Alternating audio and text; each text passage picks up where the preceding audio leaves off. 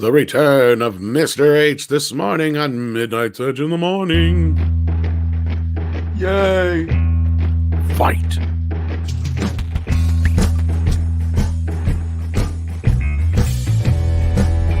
Mortal Kombat is back, baby! And so are we on Midnight's Edge in the Morning.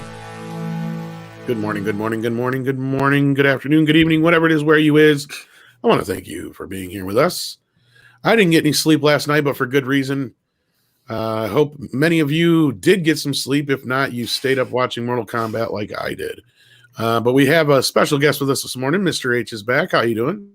I'm good. I wouldn't count myself as a special guest, but nice to be here, regardless. Cheers. You are our special guest this morning. And we also have hanging out with us Paulie from Latino Slant and the upcoming channel Midnight's Edge Espanol. Sí. Hola. And we also have the Reverend Harry Krishna. Greetings, salutations, and blessings upon you. And, of course, the boss man, Andre. Greetings, everyone, and thanks for being here. Really appreciate that that you chose to make us part of your day. Finish him. And as you all can tell, there's going to be plenty Mortal Kombat talk today. Well, but if you haven't seen the movie, don't worry, we're not going to spoil anything just yet. We'll be plenty warnings. Except Chun-Li does not make an appearance at all. Yes, no, I was very disappointed. They really needed to put Chun-Li in there. For shame, indeed. Oh, there's got to be some reason for that, surely. Surely. Yeah, surely. Not even a tease, no homage, nothing. Well, not even a sequel bait for it. I mean, unbelievable. Well, they're probably saving for the third movie.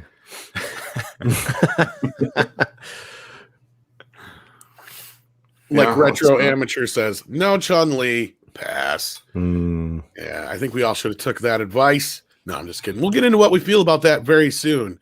And then Prince Andrew's like, no.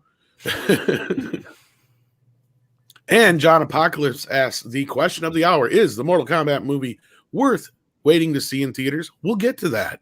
We will definitely get to that, John Apocalypse. So hang on to that thought. Let's say hello to the few other people we got here, like Prince Andrew, Nikki D. Welcome. Love seeing Brightest Day here every day. Mecha J. We also have here as well. Natasha, our lovely wrench, is here. Fractal Jack. And do check out all the links that Natasha is sharing. One of the links she's sharing is for one of Mr. H's new channel. If you like cars, check that out. He does a car channel as well. Well, what did you do? Like car restorations, isn't it? Among other things. So obviously it doesn't blend over for a lot of people that are into movies. But one of my, if anyone has seen what I look like, my two major passions are fitness and then cars. And I'm currently rebuilding a Nissan Pulsar GTI-R, which is a very, if you know anything about cars, you'll go, oh, okay, wow, that's very unusual. It's Nissan's Group A rally homologation special from the 90s. They only made them for 4 years, and they only made 14,000 worldwide. It's a very rare little car. So I'm currently rebuilding that, and I've got my friend's R32 Skyline GTR on it as well, which is pretty insane. So I've just started that. I started it a while ago, but we're uploading 3 times a week now. Really, just having fun with it, really. So every Monday, Wednesday, Friday, there's always an upload at 6 p.m. GMT time. So if you're into cars remotely or just interested in, I guess, some unusual cars that maybe you're never going to see in the States anyway, head on over to that channel. It's called Car Nonsense. It's such a good bit of fun, really. So, yeah. I think you'd be surprised how much people are into cars because, that Top Gear show and all that kind of stuff is always a big deal. And yeah, that is true. That is very true. I just never think it, I never told even my own subscribers for a really long time because I don't know, I never thought that it would cross over that much. But I've started to talk about it a bit more now. Well, just about everybody drives, in America at least, and and anything you can do to make because driving. Listen, I hate driving as much as the next guy, but because it's rather mundane. You're stuck in traffic. You have to deal with, and like George Carlin said, anybody going slower than you is an idiot. Anybody going faster than you is a maniac. So, but anything that makes it more tolerable, it makes it enjoyable. When I see an accident, I slow down. Excuse me, can you move the body over here? I want to see some shit. I want to see some carnage. My wife has never seen a human being quite deformed like that. It ain't me. So that was interesting. Jack Hudson says with a $2 super sticker. I don't have the sticker up here. What is it, Andre? Let's see. Give me 1 second, and I shall refresh and find out. It's a little China Ibu, so it's a little doggy. Ooh, the doggy. Yeah. Awesome. Thank you for that. And then we got a doggy. A what? The Doge doggy. Or Doge doggy. Yeah. Let's go. Douche doggy. Let's go. Okay, let's just go around. Well, actually, they're called Red Devils, so they are that too. What were you saying, Rob? All right, let's just go around very quickly. What was everybody the first car you ever owned? Dodge. What's the equivalent of a Ford Escort? I can't even think of the Dodge Neon. Yeah, a little Dodge. No, it was older than that. Okay, like a Dodge. Yeah, it was like a little Ford Escort, but it was the Dodge version or whatever. Okay. I owned. Mr. H. No, I'm sorry, Mr. H. Go ahead. No. I owned an old Toyota Corolla, one of those really big bug eye ones. Okay. Terrible car. But my second car was actually better, but yeah. I will say this for the Toyota Corolla, ran it into oblivion. The only reason I had to give that car up was I went over a speed bump too quickly and it ripped the entire oil sump out. Oh, ouch. But that thing would just last and last. Yeah. Gutted, I had to get rid of it in the end because it was a piece of crap, but some good times with that car. It was good fun. But some people have actually asked whether, like, what the name of the channel is. I believe Andre actually put it in the description box. Yes, so if you are interested. I didn't put the channel name, but I put the channel link, and I described it as Mr. H's car channel. So it should be fairly easy to find. Mm-hmm. Paul, the name of the channel is Car Nonsense. Car Nonsense. I'll update it with that. And I just subbed. Paulie, your first car? Oh, God. A Chevy Chevette yellow. Okay. Yeah, those are good. Yeah, I don't even know what that is. This is the thing about. See what I'm talking about? What he's talking about, they're all the same kind of car. They're all like little Yugo fuckers. Really? There's a Yugo. Well, because I want to impress Mr. H for a second there. Not with the Chevette, because I had to have a piece of like a wood block behind it for the seat to stay up. But then my uncle gifted him. This is all in college, so I just would run cars into the ground. I didn't know what the hell I was doing. Right.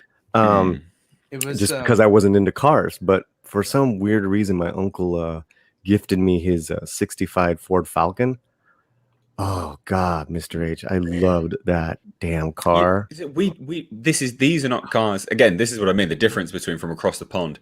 Like, we don't get your cars over here. No. Like there's certain Ford cars which are made over here, and that's all we get. We don't get anything else. It's very rare for them to import. In fact, the Mustang has only recently been imported over because the right hand swap that they do to put the steering obviously on the right, they actually reduce horsepower, believe it or not. Oh, gotcha. In the right-hand version. So we genuinely don't get a lot of American cars over here, and our roads are really small as well by comparison, which is crazy. I don't know if you've ever seen one. It's heavy. It looks like a little rocket ship. You know, it's so retro, and it had a lot of balls, man. Oh, I love retro. I've got an old Datsun 720 pickup truck which I imported from Thailand with a SR20 DET swapped in it. So it's this little turbo pickup mini truck thing. It's the weirdest thing. Is that on Car Nonsense? Yeah, it is. Yeah. And in fact, it's just had a custom exhaust put on it, which makes it even weirder. So it's so funny. I love weird and just unusual cars, just dumb stuff that shouldn't exist. I love it. Andre, your first car? Volkswagen Passat. Oh, okay. My first car was a 1980 Volkswagen Scirocco. Nice. Oh, nice. And I had to get rid of it because my idiot brother Mark burned the clutch out on the highway. He made it better. Yeah, exactly. the accelerator got stuck, and he put it into like fourth or fifth gear, and the clutch wouldn't catch, and it went. I said, and he was driving it like an idiot. I let him drive it. He's like, is the clutch not grabbing? No. Then I heard a bang. I said, you just ruined the clutch, didn't you? Shut up! I made it better. I'm like, yeah, you made my car your car, asshole. Yeah, I've heard that story a couple times. Yeah, my second car was a Mustang, though. H, you know that little compartment in European cars just under the glove box that just used to be that little like compartment you keep like gloves or papers or whatever. Yeah, I always recall it, a little glove box. Yeah. Americans would always break those because they put their feet up on them. So he insisted on putting his feet up on it, and I said, "Get your foot off of that."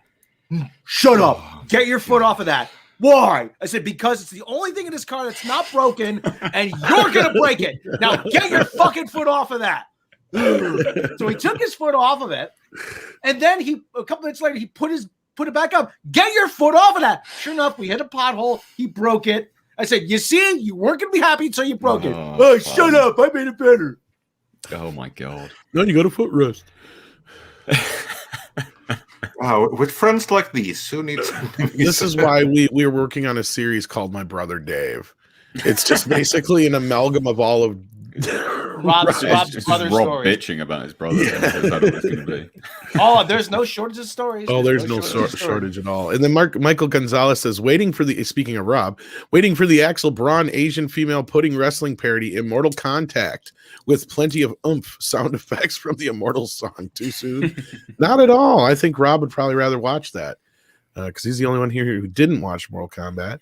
Then Stephen Otten says, hail Andre, Tom, special guest Wrenches, and everyone in the chat.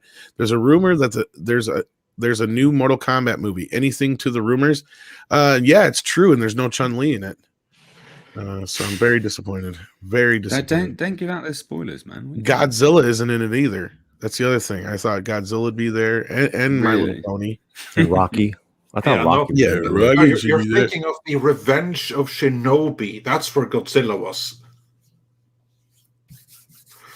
Really? Wonder. Yeah, that's another Sega game, and I kid you not, it actually had Godzilla. I was gonna say, I think I kind of vaguely remember that, and that's the last of the super chats I can bring up on screen. I don't know if there's any before that. Oh, of course there are. We have a number here, so I'm going to go through a couple of them. As far as the old ones, anyway. Yeah, some of the classic super chats. So we do not want to. While you're doing that, on age here. Well, we got that one already. So yeah, I think we're caught up on the newer ones. Maybe. Yeah, the older one. The first one we got today was from Alex Acera, who says for $9.99. Now we can't bring this up on screen, so you're just gonna have to listen. But Alex Acera says, "Hey Bob Chapek, please hire Joey Ansa and his team to make Street Fighter for you. Pay Capcom what they ask and give Joey full creative control. The world will give you Fort Knox if you do." Now, I do believe that Joey Ansa, he's the guy who did the Street Fighter Assassin's Fist, yes?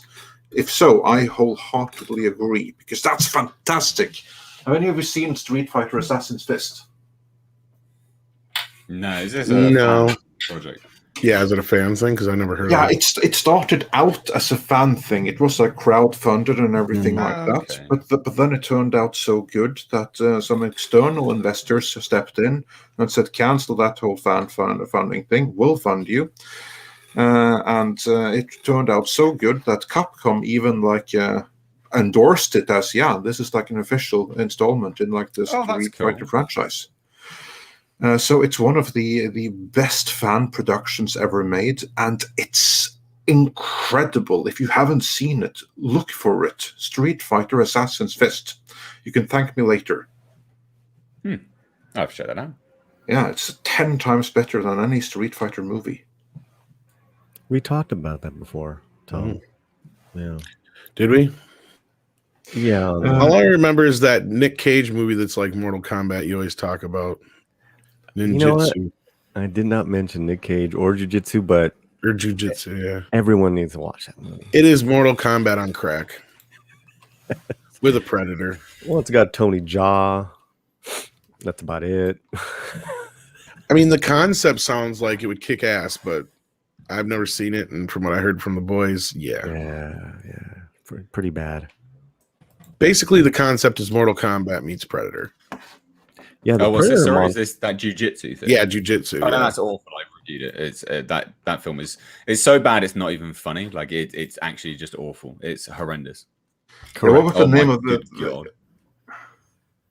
What was the name of this one again? It was literally Jujitsu. jujitsu, Okay. and an alien comes down and teaches everyone jujitsu. It's Even so though bad. it's not jujitsu. Yeah. Oh, it's terrible. Yeah. Like it's so bad. Yeah. It was pretty. I was telling them, Mr. H, my jujitsu teacher is in there, isn't it? He's got one of the roles in there, and he manages In to the film. get in the film, and he manages to get a Ugh. crucifix. Why didn't he off- go? This ain't fucking jujitsu. Well, he's the only one in the movie where he actually does a jujitsu move, a crucifix on the monster, but then the monster kills him. Oh, But I was like, that's my Honestly, teacher. Yeah. that film was utterly horrendous. The alien. Oh God, I don't understand who. Oh, Designed him. oh, it's just. It is awful. and like I quite like bad movies. You know, like Yeah, this is so so bad. It's good level.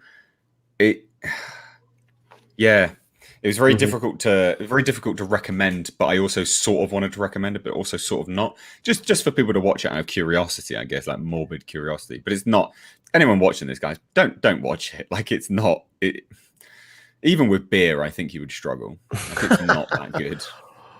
Well, I mean, if you're into Nick, I would see it. No, I didn't think he was very cagey in it. I don't think he was very Nick Cagey in it, to be fair. Yeah, it was pretty silly. Yeah, you're right. Not in a Nick Cagey way. Yeah. Yeah. Oh, I don't know. Anyway, we digress. So we're here to talk about the real Mortal Kombat now. Yeah, Yes. we are, but we have a couple of more super chats Yeah, before let's- we can talk about the real let's do Mortal something quick. Kombat. Matt G, he sent us 2 super chats in a row in reference to the title where Cecil was advertised as the original guest. I honestly don't know what happened with that. Yeah, I think he forgot. Maybe he still passed out and didn't wake That's up. what I'm thinking. I think he forgot, and he was streaming really late last night. So I warned Andre. I'm like, yeah, we may want to make a backup just in case. So we got a hold of Mr. H and made sure he was here because I didn't think he was going to show up. And probably, Well, you know, I what? was going to get the hold of Mr. H anyway. Because Yeah, I was going to trust say, that he has seen Mortal Kombat. I was just going to say, as far as talking about Mortal Kombat, anyone else Mr. H is probably the better choice anyway. Because I'll tell you what I can give you the Cecil review of Mortal Kombat. Probably bunch of people just fight around in pajamas. That's kind of like my childhood. Oh dear. That Hello. does sound so we're just about right, actually. I have to check, did he show up or was that Tom? Yeah, right. No, I think he passed out on us, so that's all right. He may pop in later, but I doubt it. Yeah. I already removed him from the title and everything. And then Matt G also says, and this is in reference to the stream in which Cecil passed out. Thanks for your solo stream, Cecil. This is Cecil in persecution, dying for your sins. The martyrdom is real. Yeah, so real that he didn't show up here. That's how real it is. Well, we can't help it. He has a pimp to make sure he stays drunk. So Exactly. That would be Anna, that Star Wars girl. And then we have HBG3 who says, I couldn't even finish the movie. It was so bad. Oh. SMH. Really? Which movie were you watching? Surely not the same one we were watching. But, Wow. well, opinions may differ. And then Stephen Otten. We got this one already. Okay. And then we had... Tom, you got the one about... waiting for Axel Brown, Asian female pudding. Yeah, we got that one. And we got the John Apocalypse. Wondered if it was worth seeing in theaters. We'll get to that. Durao On sent a little Pearl Man super sticker. Hyper Guyver 2, he's going real retro, saying, test your might, which is pretty awesome. they actually dropped that line. Yeah, and House Atreides says, finished watching In Search of Darkness, documentary of 80s horror movies. Anyone else seen this? It's 4 hours long. Part 2 is next. Another 4 hours. LOL. Yeah, we have. We have seen it. It's great. And check out. Oh, I didn't put the link for that, but for In Search of Tomorrow, the next documentary from the same guys, we have an affiliate link for you that I'll put in the description later on. And Malissi D. Wildman says, Andre, is this a real Mortal Kombat movie? Did Toasty Man Ed Boon make a cameo?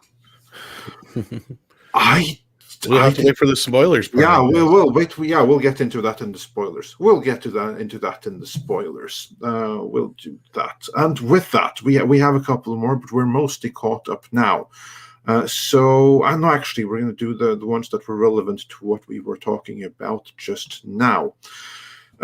Stephen Alton said, "No Godzilla or Nick Cage. Fuck it, I'm out."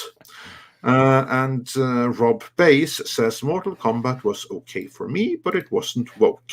And Destiny Captain says, "Mr. H, do we have any Alien or Predator news?"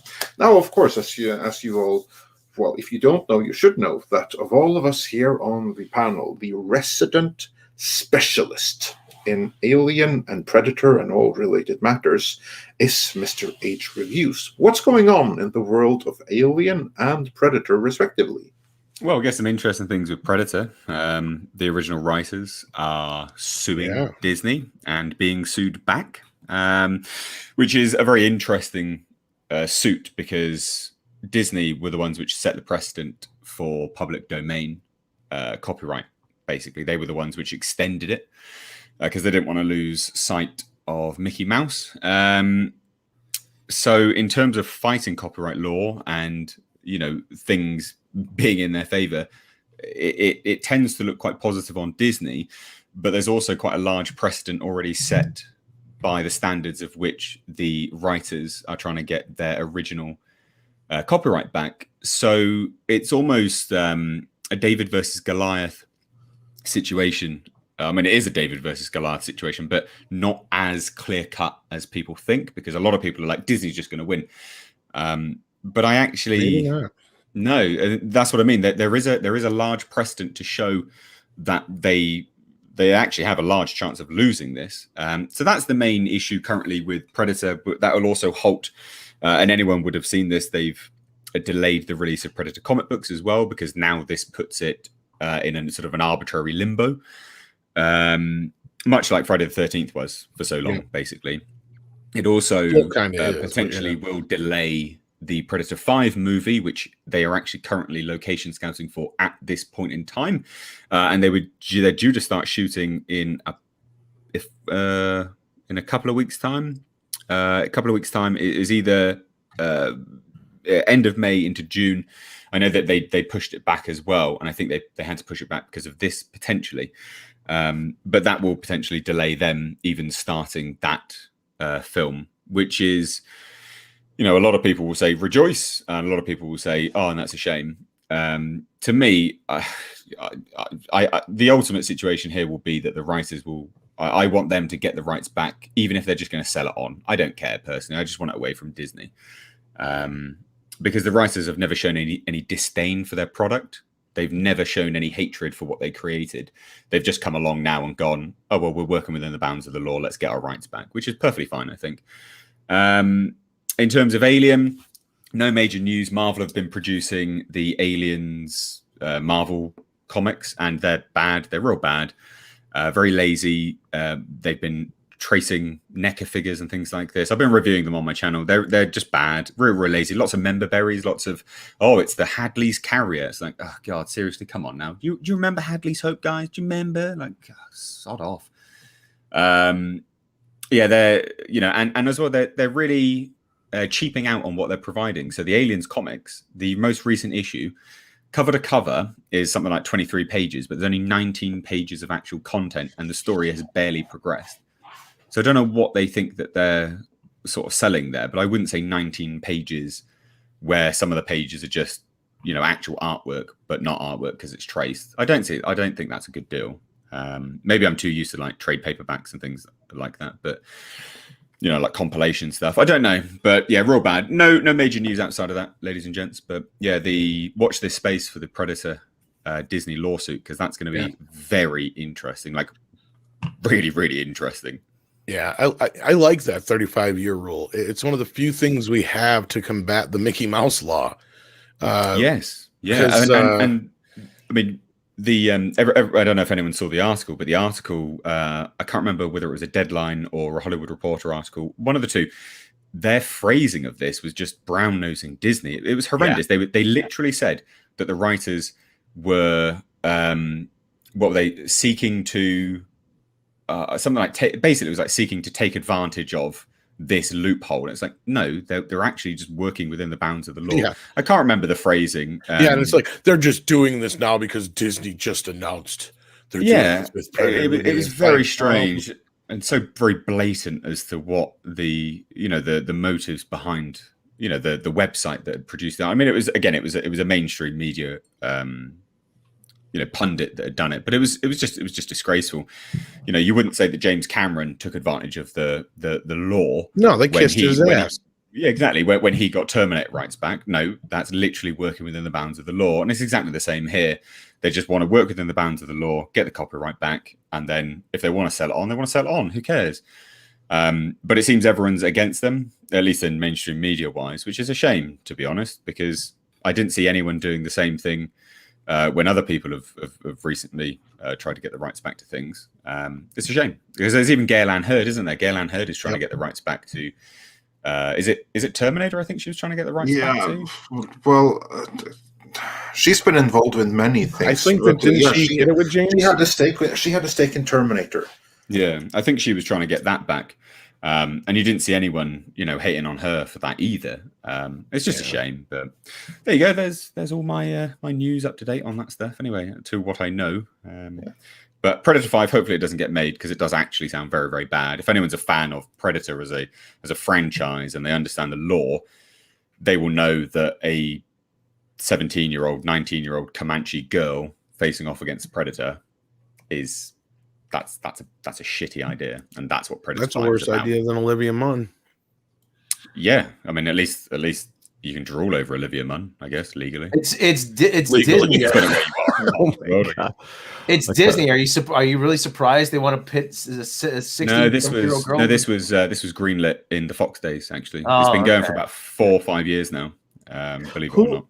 Who owned it when Rodriguez produced it in 2010? Fox. Oh, it was Fox. Yeah. Okay. Just curious. It's just it's a 35-year law where a sole creator or creators can go back and get the copyright of something that they created. It's and Disney's trying to extend the copyright based on like a book loophole. It's like, no, that doesn't work here. Then their next argument is going to be work for hire in some way. That's usually the argument that's gone to.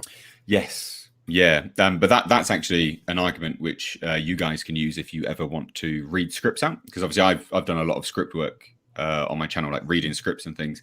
And I've had, I actually had one I couldn't resolve, which was Panos Cosmatos came and his legal team was like, this needs to be removed and within X, Y, and Z time. Otherwise it's going to take you to court, etc., etc.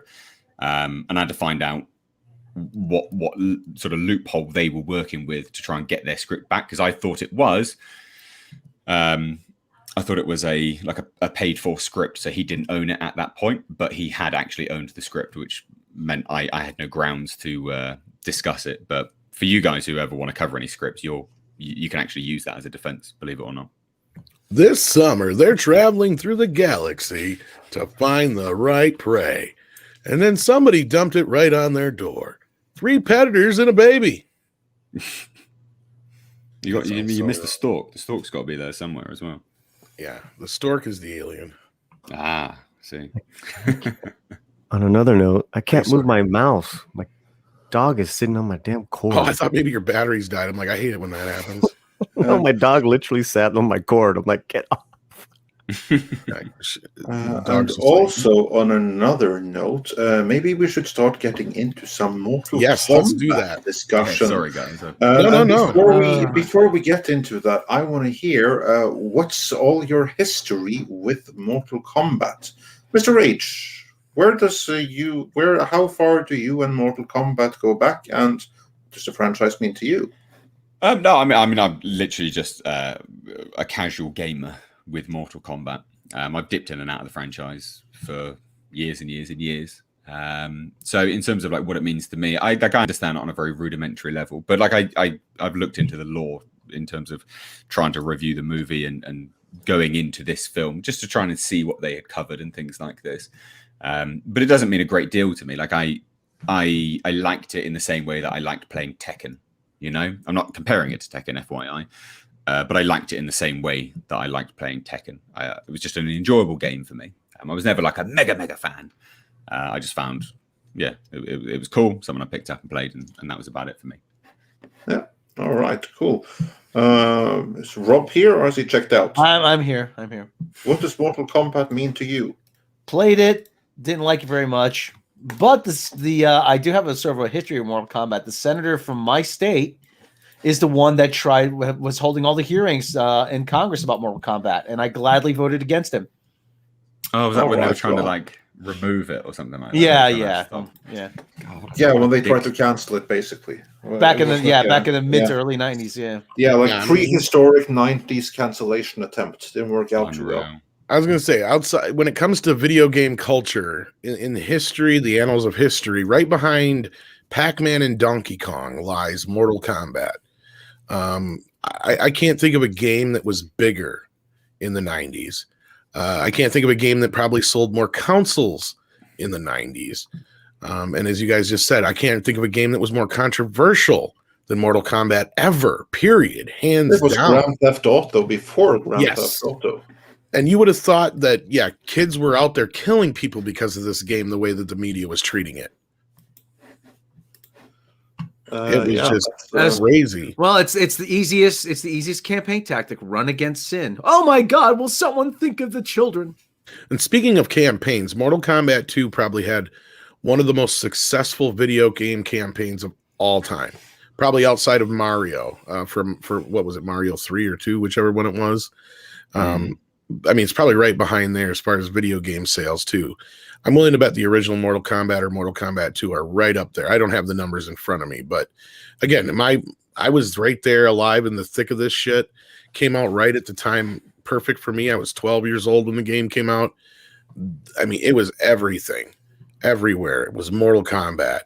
I mean, it went from Ninja Turtles to Mortal Kombat. It was almost like graduation. It was kind of weird for me, but that's all I remember of that period of that time. It was just like Mortal Kombat everywhere, and everybody was playing it, whether it was at the arcade, on your system, whether you had the Sega, you were, that's the only time you really made fun of your friends who had a Super Nintendo because they had the crappy version. Yeah, I would imagine that it was like Blast Processing and Mortal Kombat. That would be like two big ones where the Sega owners really had. Mortal Kombat made the Sega Genesis. Let's be real here. If it wasn't for Mortal Kombat, the Genesis probably would have eventually just kind of faded off. I'm willing to bet, at least in the US for sure. The Mega Drive's Genesis version was a lot better than the SNES version. I remember that. Yeah, because it was one of the driving forces for sure. Yeah, the graphics were better in the SNES version, and the sound too, I think. But the gameplay, provided you had the Mega Drive or Genesis 6-button controller, was better. Plus, it had the blood, the gore, and the fatalities. Yep. Yeah, and of course, Street Fighter was huge at this time too, but not nearly as big as Mortal Kombat. I was more a Double Dragon kind of guy. That was a big game too. Yeah, those are weird sound effects. It sounded like they're just like puking their guts out every time they got killed. I would say the other thing about Mortal Kombat is it kind of reinvigorated the arcade in the age of the console.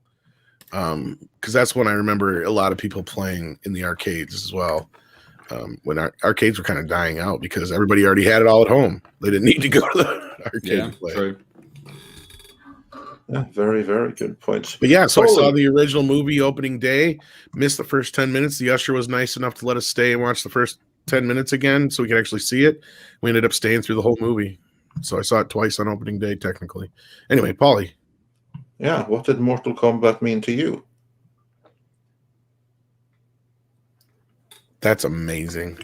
I know, right? Wow, I was just a just. I don't know if I could handle hearing that again. I think my mind is just fucking blown. Paulie, never at a loss for words, are you? I was adjusting my hat. I can't talk to you right now. I'm wearing a towel. You're a town. Ponderous, man. I- It's fucking have- ponderous. I have misplaced my pants. Hey, I like the Starfighter. So yeah, Paulie, you would have been I was already past an adult. Yeah. Yeah. So I was really into that techno music at the time. So I thought the song was killer. Syndrome. Yeah, and Bridget Wilson was hot, and I really loved the movie. It was a lot of fun at the time, and and I love some of those actors. The Japanese American actor who was in it. He was also in American Me. I always liked him. He's got that striking face. I almost thought he was in it in the new one. And I've watched that film, from time to time, because it kind of reminds me of a different type of Enter the Dragon, where they go to an island and fight. But yeah, get over here, Paulie. Get over here. I loved all those things from the game. I do remember playing the game a little bit in the arcade. You are right. And it was a really big hit. That's all I got. I didn't watch TV shows or any other ones. And as for me, I was, as most of you have figured out by now, I'm loyal to Sega Mega Drive till the end, or Genesis as you call it in the US, which was a better console because it was 60 hertz, but had a worse name. But anyway, I'm going to call it Sega Mega Drive because that's a real name. So I was always loyal to Sega Mega Drive, and Mortal Kombat was not only on the Sega Mega Drive. It was better on Sega Mega Drive, so that was pretty cool. So I was a big fan of the first game. I missed out on the second game. I got the third one, loved it, apart from the omission of Scorpion, which really sucked because he was my favorite character. Although Sub-Zero was rad in it, and Striker was pretty badass too. And then came Ultimate Mortal Kombat 3 for the Sega Genesis. One of my favorite games of all time. I don't think that there are many games I have spent more time playing, having fun with, than that one. Especially in co-op mode, playing with my friends and stuff like that. Absolutely love that game. I fell out of the Mortal Kombat franchise since then, because then it moved to PlayStation. I never got the PlayStation 1, so I didn't play Mortal Kombat 4, which was like the first to move into 3D, or really 2.5D. And I missed out on all the games on the PlayStation 2 because I didn't have any interest in them. I did get Mortal Kombat, the reboot. I think this would be the 7th in the line. Yeah, I think so. Yeah, I think like the original mythology and continuity ended on the final PlayStation 2 era game. And then it was like this Star Trek 09 style time travel alternate reality reboot. I got that one. Didn't play much on it, but that's one of the few games I actually do have on the PS3. But I kind of fell out of the franchise game-wise after Ultimate Mortal Kombat Part 3. Have like seen YouTube videos and stuff of all the celebrity cameos in later games, but haven't really played it. Did enjoy the first movie, especially at the time, but I was like a little bit disappointed with the limited role and screen times of Scorpion and Sub-Zero, and with them being slaves under Shang Tsung's power. So that sucked a little bit. And Mortal Kombat, the second movie, that was... I don't hate it as much as many others do. It was a waste of opportunity, but it's not completely without merit. If only it had Striker, that would have been something. And I did see the Mortal Kombat Conquest TV series, not the whole thing, but I got at least like the first 3, 4, 5 episodes something. So that was okay. Very like Hercules TV series style. You know, like the style of Hercules and Xena Warrior Princess is kind of like that style.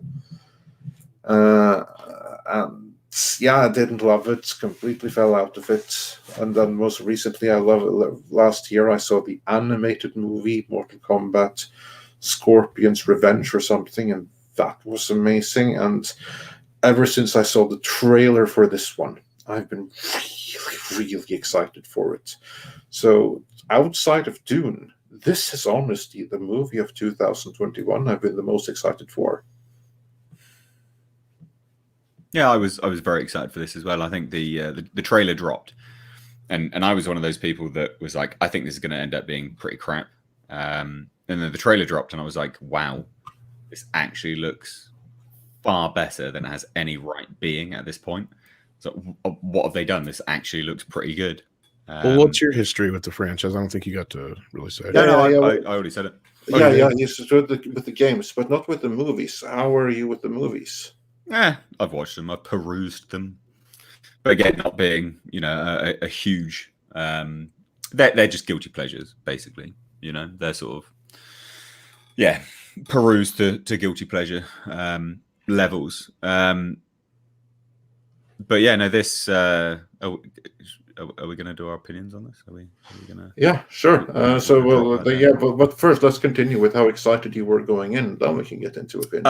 Okay. Yeah, no. I mean, I think I don't know if I speak for everyone, but that trailer dropped, and I was like, God damn! Like this actually looks really decent. Like it was a very, very well cut trailer.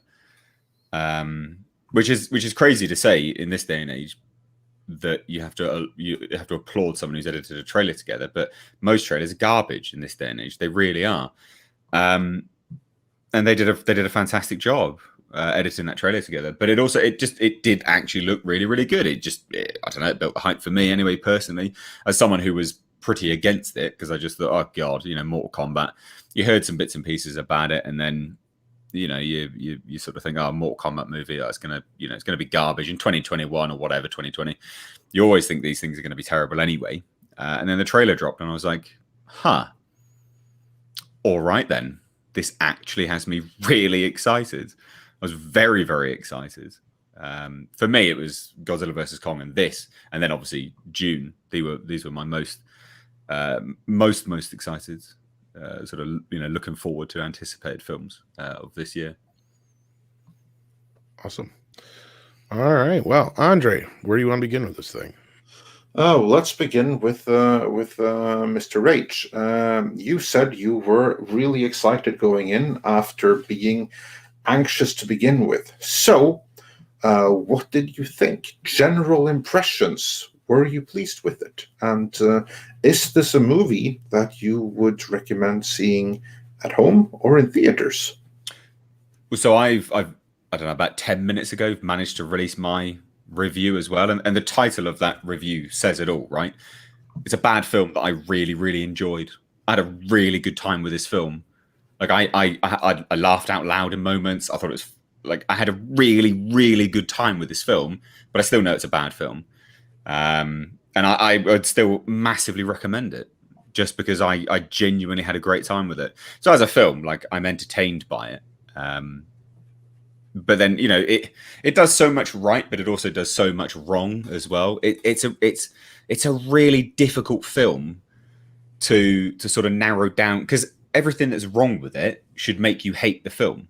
Right? There's so much wrong with it that make you go, no, this should be absolute garbage. Like the lead is just complete waste of space. Like someone who literally cannot act at all. Terrible actor. Literally, the girl playing his daughter in this film is better acting than him. This is the guy that campaigned to play Shang-Chi. I mean, no wonder you didn't get it. You have the acting capabilities of a plank of wood. You are absolutely terrible. But then everything else makes up for it. Hiroyuki Sanada. Good God. Why did they release that first 7 minutes on YouTube? God. Why? Oh, that is amazing. He's one of my good heroes. There's so much amazing like that's right with it, and then there's just a whole bunch of crap as well. So yeah, there's sort of. But I can massively recommend it. I would, yeah, hugely recommend it. I mean, I don't know if I'd go as far as to say it goes to crap levels. It definitely has some issues here and there, but really? Well, I guess my first just overall impression. Costume of the lead. I'll get into minor little things here and there when we get to it, but like considering some of the shit we have to deal with nowadays, like one of the super chats brought up earlier, it wasn't woke in the least. Like even some of the shit that people saw in the trailer that were kind of cringing, thinking it might be woke. Oh, don't even worry, none of that shit's here. None of it. What was in the trailer that people? Well, people are like, "Oh, they say finish them," so they're using pronouns. It's like, no, it totally makes sense in the scene the way it goes. So don't even worry about that shit. And that's exactly what I said was going to happen. I never picked up on that at all. I didn't. No, there was a few people who were worried, and I'm like, yeah, I'll wait and see. No, I was kind of more worried about the story aspect of it because some of the stuff we were hearing from Script Doctor, but I enjoyed it. I liked how it was an adult-oriented film, but it didn't have to be all dark and dour and depressing. I mean, yeah, there's depressing elements to it. Don't get me wrong, but it was fucking fun. It reminded me a lot of Godzilla vs. Kong. I mean, that made me that missing egg roll that made me very sad. that was one of the best scenes of the movie. That Kano was so Kano good. is like one of the standouts, yeah, without getting into too much. Yeah, it was a funny scene. Imagine if it was a woman and he was talking about the sandwich. That would be one way to cancel the movie. But if I could give my first impression. What's your sure, go for it. Yeah, I'm on the lines with Mr. H on a lot of that. To me, it was wildly entertaining, and yet you notice the flaws. But I love the villains. I love the way everyone looked. I love the filming of Outworld, and that was so good. That's a real location in Australia. That is no shit. Wow, it's a coal mine in Australia. Yeah, I just love the way. I just thought they've it was a well filmed entertainment popcorn action movie. The martial arts was pretty weak. Did you think? I thought that was really good. No. We'll see. Going back to well, wow. I mean, can I give a martial arts spoiler? Is that okay? Yeah, absolutely. Andre? Go for it. Yeah. So he's in the cage, and But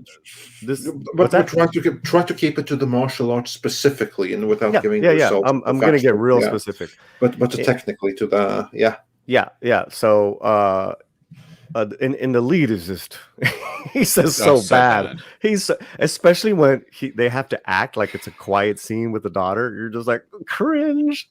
Or with the wife, it's like because like you said, the wife and the daughter are like really good. It's like I almost thought for a second, Mr. H, that the daughter was the bloodline was gonna pass to her because I was like, she's good. Well, use your uppercut. Anyways, no, I almost predicted their fate perfectly, except for the very, very end. But yeah, anyway, go ahead. So early on, when he's fighting his cage match or his MMA, he has he has an armbar position on his opponent, and I don't know how the opponent got out of it because you don't get out of that position the way he was locked in, and that to me is like always very sloppy fight choreography. To where you don't let someone just whirl when you got that deep position. First of all, it's pretty easy to break because the guy on the bottom was holding his two hands together. That's like your last line of defense when you're trying to defend against the armbar from that position. I'm a black belt. This is what I'm a black belt in. So I teach this. So you're speaking from a very, very, very particular. Right. Yeah, you're basically being a cop watching it. No. I'm basically letting you know. Well, I mean, I'm not a normie. I'm not a normie with martial arts. That's all I'm saying. Yeah. Like you're taken out of it because you're like, oh, that's not how it works. Because to me, that's understandable. But yeah, well, that's very understandable. That's fair and understandable. Because it's a thing with the character. So if the character just gives up, okay, I could see that. And then maybe could have said, maybe the daughter could have said, hey man, you had that armbar cinched. That would have been cool, right? That would have been cool. But instead she's like, you do your uppercut, and it just kind of like it paused the inevitable. But when you have a deep position like that, it's like, so it takes me out. and some of the I thought some of the Kung Lee and his cousin stuff was pretty decent, but his martial arts, that guy, it was just whacked, especially when it was all the ground stuff. I'm sorry, I'm done. No, go ahead. I was just gonna say, No, I agree with you guys that the weakest part of this movie is the film's lead, unfortunately. He's so bad, honestly. Like, God, so bad. He's terrible, but it's fun, right? It's it doesn't rely on him. It becomes an ensemble piece. Well, I'll tell you what it is as well, is that they obviously know that he's garbage, because I bet you anything, if you went back and watched it and took a look at actually how many lines of dialogue he gets, he doesn't get that much. Not a lot. Like, he really doesn't. I bet you also they filmed that scene like when they maybe first started filming, because he actually got a little better, you know, because he only had one line here and there. But that one dramatic scene with the wife, was the delivery of the dialogue is so bad. We're like, it's just, you're telling me he wanted to be Shang-Chi? Yeah, Shang-Chi he wanted to be. Wow. No, he's competing with Bridget Wilson for the worst line deliveries as far as like Mortal Kombat movies go. Bridget was hot, man. Yeah, she was hot, but that is like hands down like one of her worst acting roles ever. Like every line of dialogue that she delivers in that movie is horrid. Yeah, I mean, and going back to Haruki, am I saying his first name right? The Japanese actor? Good enough. Right. That was great. I wanted more. Why did they release that 7 minutes? Why? Oh, I know why. Well, no, but to me, right? So in my review, I said that that was one of the best bits of the film, right? And them releasing that is real bad as a marketing move, but also really good as a marketing move, because people will watch that on YouTube and go, "Oh, awesome! The entire film's like this," and then they watch the film and go, "Huh, all right then." But then also, because the best part of the film, like, don't reveal all of that. Like, it's so good. It's so good. And the set pieces, the props that they used, brilliant. Really, really good. I mean, good. You almost wish they would have just stayed there in the past. Yes. Well, there's almost a movie there in and of itself, but that was a movie right there. It's like, just stay with that. You know what? Remember what I said earlier about Street Fighter Assassin's Fist, right? That you said that they should have stayed there in the past, right? Street Fighter's Assassin's Fist has a very similar build-up and stuff like that, and there they stay right there. Yeah, that's the equivalent. That's the whole movie. That's the training of Ken and Ryu in nature, kind of like that. So yeah, that's what they did there, and I agree completely. There was a movie. That whole thing, the war like in clans. like the war between the Lin Kuei and the whatever Scorpion's clan was called. Exactly. The Shiri whatever. The Ryu or whatever, yeah. That thing right there. That's a movie. That's a prequel that I would have watched the hell out of. Well, let's get your initial reactions, Andre. You're the only one who really hasn't given any. I thought it was pretty awesome. Like, I was blown away at the beginning. I thought it was fantastic in every single way. And then as time went on, then I saw more of like what Script Doctor had been talking about, with like the little cracks that were there. You saw like the weaknesses in the story, but even the weaknesses in the story, I think that they were able to do pretty good with, all in all, in the execution, because it was just a really fun and a good time overall. And I was generally impressed with how they were able to do a pretty decent spin on a story that had been told before in the 1995 movie. I think it was 95. Yeah. So you're basically retelling that story, and they found a very compelling way of doing it while keeping it fresh. So I think they did. I was going to say, I mean, actually, the story for this is a lot tighter than the original films. Yeah, kind of. In many ways it is. And I also didn't find myself missing Johnny Cage that much. Because you had, like many people, being upset that he was excluded from this movie, and the statement that was made could be interpreted as they left him out because he was white, and it would be weird to have a white lead character. And there may be something to that really was the reason, but still, ignore the talent of the actor. Just look at the character himself. Yeah, I understand why they didn't put Johnny Cage in this. Yeah, that's exactly what I mean. I think it made perfect sense from a story point of view. When you see like that lead up, and then we're not going to get into it before we get into the spoiler section, but then we kind of see, oh, okay, so that is why this new character is here.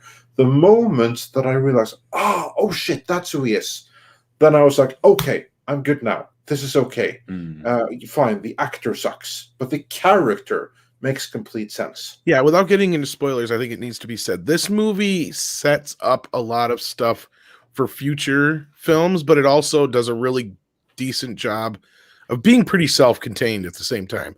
Like if they don't do another sequel, you'll be fine with it. But it does do a lot better job without being as blatant and in your face as the 95 movie does with setting up what could be to come. I will say that without getting into spoilers up front. I mean, it seems like to me, I mean, there's a little bit varied on both ends of the spectrum as far as how people felt about it. But I feel like I can't stress enough that all the little negative things that we're nitpicking on, this movie is really not that bad. Like it really, even it had less probably story issues than Kong versus Godzilla, if you want to be real about it. Because the story is pretty fucking straightforward. It's all pretty well handled. Structural wise, I'm trying to think of any major huge plot holes, and I can't really, none that really point out. Like I know Mr. H, I know some of the issues you're going to have are probably going to be more technical wise when we get to them, because I kind of know where you're probably coming from there, because I had some similar issues. But overall, the story part of it, I don't think I can really say they did anything real horrible here. Like I get it. It makes sense. It's coherent. It fills out the 2 hours pretty nicely. It clipped along pretty well. There's some slow bits here and there that sure could have been trimmed down a little bit, but I thought overall it was like a 7 or an 8 out of 10. I mean, I don't think reasonable pace, didn't it? Yeah, it chugged along quite nicely. Yeah, and I was very happy with the with the running time. It had like a decent running time as well, because I was like worried, oh, this is something they're going to force into a 90-minute running time, but it was like an hour 45 minutes almost in like actual running time. So it had like those extra 10 minutes that really did a lot. Pacing wise, I had no issues with it. Like some minor story issues, but no pacing issues. Yeah, and everything, looked good. The Sub-Zero was awesome. The CGI for the most part was pretty good, I thought, and I'm not generally a fan of it. Not terrible. I think there was. I'm trying to think. One of the key letdowns on the CGI front, because you just can't do it that well. It's difficult to do properly on a low budget, which this film has a low budget, was the CGI blood, which there is some, for sure. That was the major letdown. I didn't like Raiden's eyes. I didn't like Raiden. I didn't like the actor who did Raiden. You had a suggestion for who it should have been. Well, and the reason I brought this up is because the reason Raiden sticks out in the original film is because he's played by Christopher Lambert, right? Let's be real here. You needed somebody like that here. The guy they got playing him, he just doesn't stand out at all. He doesn't feel important. He doesn't feel like we should give a shit when he's there. Every time Christopher Lambert showed up in the original film, you felt his presence. You needed somebody like Jackie Chan to come in and play that role. Somebody who when you see him, it's like you feel like a presence on screen. But they do sort of cover that in the film itself by saying he can't get involved. Like I know what you mean. I just didn't like the actor. I just thought that's what I'm saying. You needed somebody with more gravitas there. I don't get. Oh, wait a minute. Oh, get Nicolas Cage. No. Yeah. Well, my whole point was there was no way they were going to cast anything but an Asian actor for this. So what the fuck are you? It makes complete sense to get Jackie Chan in there because there's somebody like that level, to where you're like, when you see him, it makes you feel like, oh, this character is important. Because I didn't get that out of this Raiden. I would go for Donnie Yen if that's the case. Because even Lambert's version, Mr. H says he cannot interfere. Yeah, Donnie Yen, I know. Donnie Yen's got great presence. Actually, this Raiden fights more than Lambert's did. Yeah, no, I agree with Donnie Yen. He also would have been very good for this role. There are many that they could have gotten that would have been better in this. And you know what I think is disappointing? It wasn't just him. I also think that the actor who did Shang Tsung also really wasn't like that.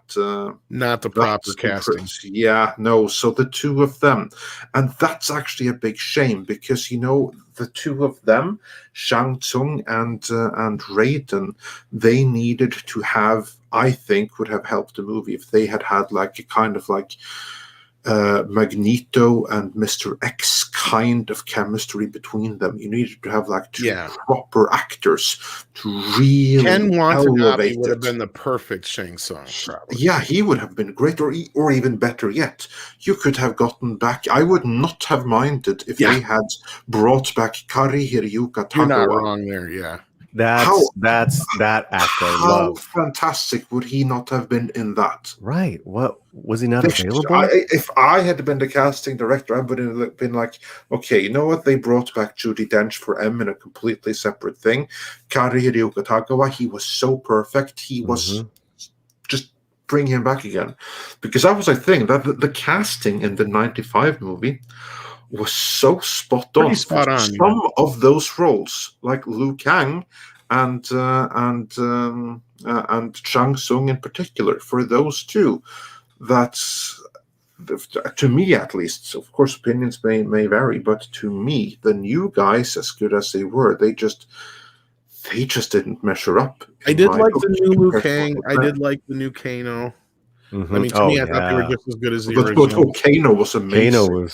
Kano steals the fucking show. Good. Yeah, he was. There was a point where it was almost, without getting too deep into spoilers, like when we talk, there's something I want to say about that character when we get to spoilers. So I'll wait. Yeah. Did you like the casting of like the heroes most? I actually really liked Sonya Blade's casting. Yeah, she was great. Right? Yeah, she was different. Pretty damn good, to be fair. At first, she kind of was abrasive, but sorry, go ahead, Andre. What? No, I was just going to say, in my book, best Sonya Blade on screen to date. Yeah, at first she was a little abrasive. I felt like they could have give her a little bit more levity to her character, but other than that, she grew on me throughout the film. Yeah. How about I really like not to get into spoilers, but one fight. Did anybody else get Kill Bill Volume 2 vibes out of that fight, or was it just me? Which one? The one of her fights in the movie. I'm not going to get too specific, but we'll wait. Yeah. But what's the African American guy's character? Jax. I know the character. I don't know the actor, but no, not Jackson. Just Jax. Jax Briggs. AAXX. He had a funny line. He had a couple funny moments, but towards the end, there's some good lines in the movie. Yeah, but the dialogue is what lets this film down massively, and the trailer does a very good job of editing around that to make it appear more comical and out of order. Whereas actually in the film, no, some of the dialogue that was re-edited for the trailer was actually just cringe as fuck, to be honest. Well, let's be real here. You don't see this movie for the dialogue. No, but the dialogue is basically exposition, and that's it. Yeah, but it helps. But it helps if it's good, though. Oh yeah, this would have been a 10 out of 10. Better job of editing than the actual editors, and this isn't a spoiler. This just goes to show a little bit of dialogue. Case in point, the whole, it's a birthmark. What do you mean? He was born with it. That is edited in the trailer for a joke. That's not the order that it's done in the film. That's not the order that's in the film. Right. It is literally cringe in the film. It's, oh yeah, he was born with this birthmark. Like, yeah, we get it. Like, we know what that is. Like, oh my goddamn, like seriously. Whereas in the trailer, name birthmark. they edited it as for a joke to be like, "Oh, this is really crap dialogue. Let's make a joke." I guess out I'd of have it." to watch it back to back in the scene because I don't remember that part. But I know what you're talking about because I've seen it done in other movies where like either the trailer will either do the timing or they'll mess it up one way or the other. Like, yeah, I get what you're saying. Yeah, but I actually liked and didn't hate it at all. But I actually quite liked how they put the dialogue in for the fatalities, like flawless victory and things. I just found that funny. Like, I think it worked, absolutely worked. And one of the massive things that I think people really hated from the trailer was Hiroyuki Sanada dropping in and going, "Get over here," which, because of how the film's structured, when that part gets and actually happens, it's actually a fist in the air. Yes, go and do it. To me, it was anyway. I was like, yes, absolutely. Yeah, fuck him up. Well, it's leading up to the climax. Yeah. I was trying not to give any spoilers, Tom. No, but I mean, well, yeah.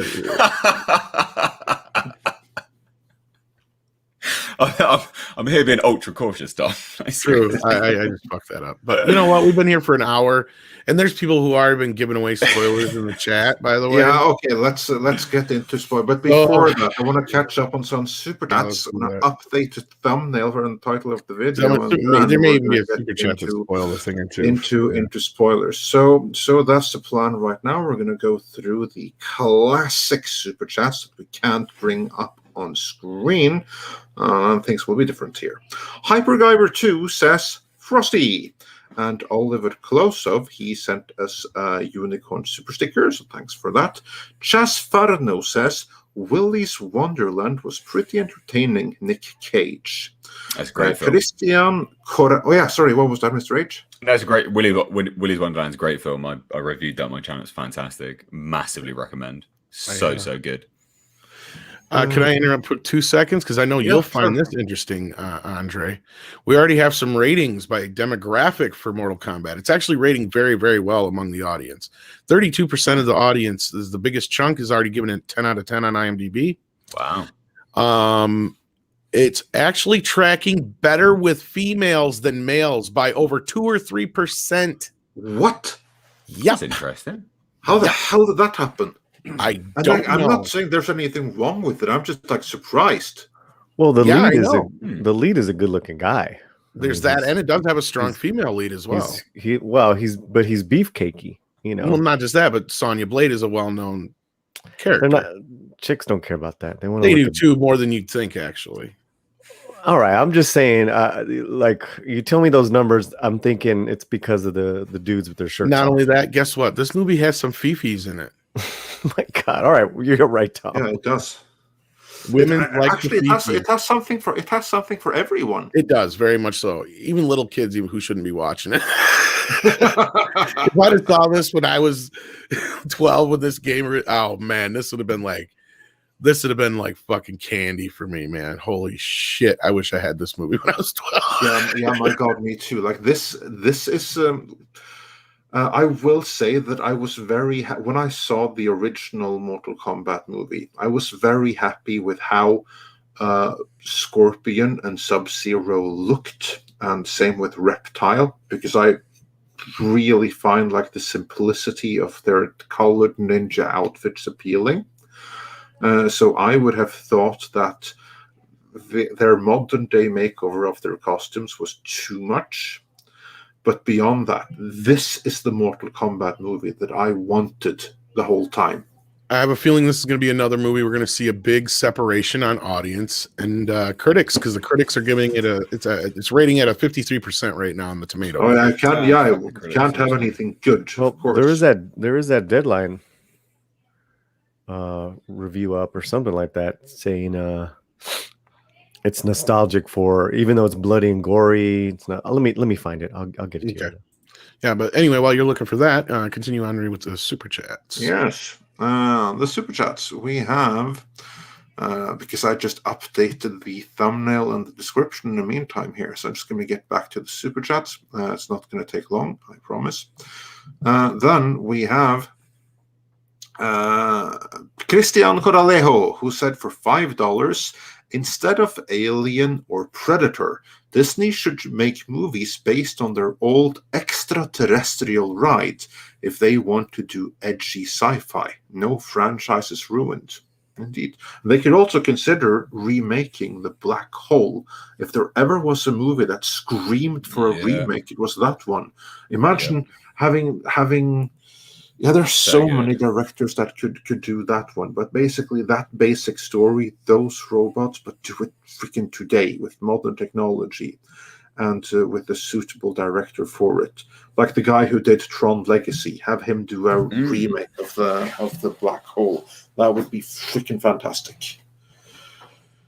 And Hypergiver 2 says, I had the Mega Drive, but to play Valis 3 and 4.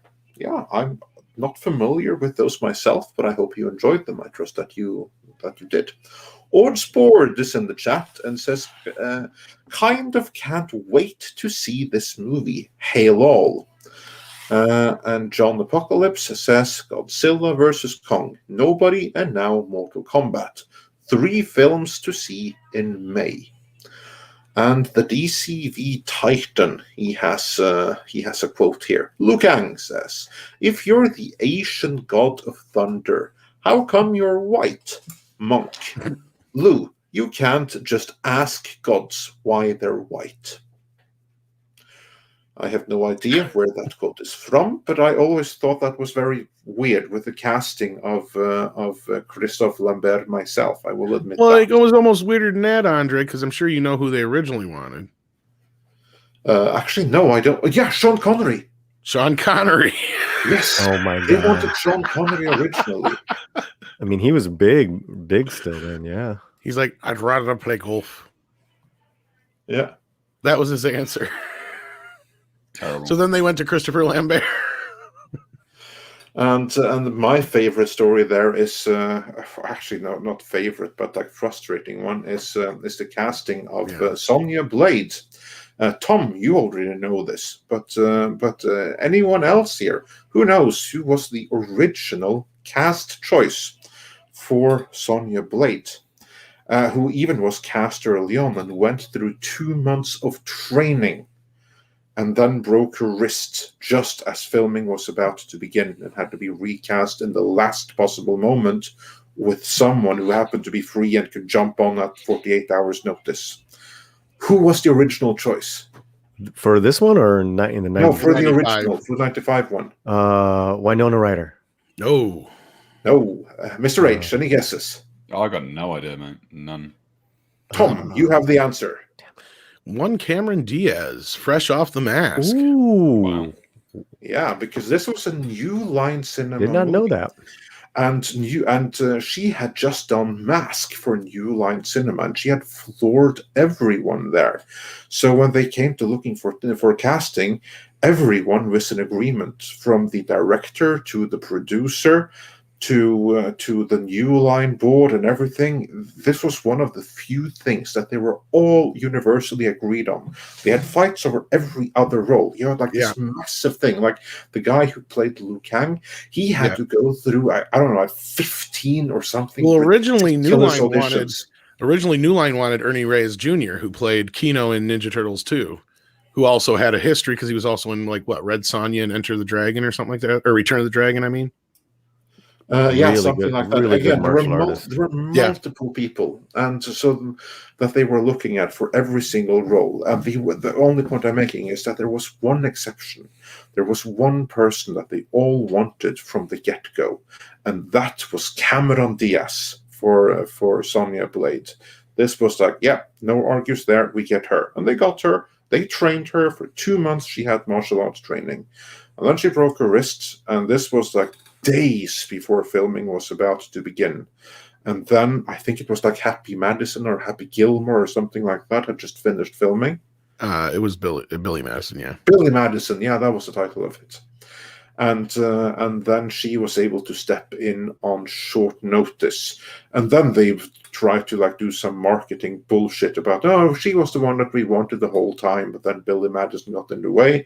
And then we went back to her. Of course, that was complete bullshit.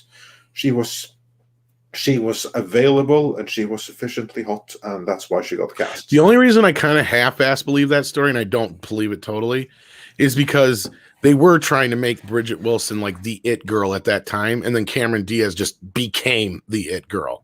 Does that make sense? And I bet you $5 if Cameron Diaz would have been in Mortal Kombat, her career would be where Bridget Wilson is right now. Because if you think about it, The Mask and Billy Madison were probably equally as, successful. And then they both went on to two totally different kind of careers after that. And I think that, even though Mortal Kombat was a big success, Cameron Diaz got lucky in this, I think. I really do. Because I think otherwise her career just would have went. Yeah, I don't know. I just think that's. I think that Cameron Diaz is more of a natural it girl. She has like that's something. That's special. what I'm saying. Yeah, like the moment she comes on screen in the mask, you can just tell. Yeah, this woman's going to be a star. Yeah, and Bridget Wilson doesn't have that, and she never did. She is someone that they tried to make her an it girl, and it didn't work, and it had nothing to do with the Mortal Kombat movie. I don't think that maybe I just think her career would have had a different line. Would have changed anything for her career other than that would have been on it. It's simply a matter of that. Bridget Wilson, they could have tried and it would have gone just as good as what's his face from John Carter. Well, my argument is kind of based in because off of The Mask, Cameron went on this trajectory of like comedy romance films. I feel like if she would have ended up being in Mortal Kombat, she would have been like, when they try to make like this action star out of a woman and it doesn't always work. I think that's probably what would have happened to her. Maybe I could be wrong. Of course, I can't say for sure, but that's my kind of basis for that. Yeah. But anyway, that's just like a fun little side quest. Then, so Cameron Diaz, she was the original choice for that particular role. Yeah, it was originally supposed to be R-rated too, and New Line was all on board with that until the producer said, "Nope, it's got to be PG-13 or kids can't see it." Yeah. But anyway, this was all just one massive tangent from a super chat. So let's get back to the super chats and get back to Mortal Kombat. It was still related to Mortal Kombat. It was. And Jack Hudson says for $5, in my opinion, this movie didn't need to be made. All you have to do is play or watch the story mode of MK11, and that was basically a movie already. Yeah, maybe, but here's like the thing: no movies need to be made at all. Right. And there's a ton of people out there that are very open to seeing a Mortal Kombat that have no inclination to get a console and get MK11 and watch it on story mode just to get the Mortal Kombat movie. So in that sense, it's a financial investment. That's really best incentive there is, whether it needs to be made or not. Well, my biggest pet peeve with video game movies or movies that seem like video games is when I'm sitting there going, I'd rather just pick up the controller. As long as the movie doesn't make me feel like that, then it's done its job. This movie succeeded. Did I need a Mortal Kombat movie? No. Did I necessarily want one? No. I was fine with the 95 one. But after seeing this, I'm glad I have it. Yeah, me too. I enjoyed it quite a bit. And another thing I noticed, not to go too far off topic, but people brought up Nobody, Godzilla vs. Kong, and this film being good. And I'll also throw in a few other films that kind of were coming out that we were enjoying more. Were like Bad Boys 3 and a few other ones like that. I do feel like Hollywood was on that upswing until all this shit happened, and then now we're going to start seeing a downtick in the quality again here pretty soon. I have this bad gut feeling because it's like we've gotten lucky with a few films here in recent years, even Bill and Ted 3 and a few others. And you brought up Wally's Wonderland. Is that what's called? Willy's Wonderland? And a few, and a few other movies. They've just been fun. They weren't about agendas. They weren't about super whamming leads or anything like that. They were just fun films. And I have a feeling that's going to go out the window real soon. I hope so. That would be a shame. No, we know this is going to happen, Andre, because you and I brought it up several times over. They were kind of... It's going to happen. Yeah. That doesn't mean we want to see it happen, but yeah, it's going to happen. Well, it was a bit of an upswing, Paul, but formerly Paul, I should say. Yeah, after the lockdowns and everything else that happened politically, yeah. See, that's the thing, is it takes 2-3 years for a movie to get made. You know what I mean? Like, so we're not going to see a change here for a little bit. But like, to me, this feels like the shift we were hoping for a while back, anyway. But I think it got derailed. But anyway, moving on, we have a couple of more super chats here. Next one is from Valiant Renegade, who says for $20. Thank you so much. We really appreciate that. And he says, Mr. H took the words out of my mouth, agreed on all points. There was some definite clunkiness with the story and the lead actor, but there was so much else that was spectacular it made up for it. 7 out of 10. By the way, love car nonsense. Way. Cool dude. There you go. And Michael Millard wonders, so we're talking about Picard out of money. We are eventually, but not here and now. And I don't know how out of money they are, so I have to do some research into that. And then the DCV Titan says for $5 Canadian, the quote is paraphrased from Clueless and them meeting a character from Africa. Oh, okay. Yes. This would be the quote before. I've never seen Clueless. I have, but it's been years. I saw the trailer in when it was new. And it was very, very clear to me at the time that the movie was not made for me. I was not its target audience. So I took the hint and I never saw it. You know, I went to see that movie as a joke and ended up liking it. Yeah, well, cool. So you'd be surprised. It might actually be something. I mean, it's not what you'd think from the trailers, but it is kind of what that movie is. But I mean, it has more to it than the surface level kind of. It's not a Dumb and Dumber for chicks. Let's put it that way. Yeah, well, cool. Cool. And I wouldn't put it that high on the list of movies you got to see, though. Yeah, no, it's way down there on the list. Like so far down, it's never going to happen. But I bet you'd enjoy it more than you'd think. But anyway, continue. Yeah, that could very well be, but I'm never going to find out. And Spider Unlimited says for $24.99. Wow, thank you so much. Gentlemen, I have to run. My best friend's wedding. Oh, cool. Well, you are excused. I hope it's an actual wedding and you're not just running to watch the movie, because that would be pathetic. Well, whatever floats your boat. But yeah, I wish you and your friend and the betrothed a great day. And he continues, I thank you all for starting off on this festive day. We'll have a drink for each and every one of you.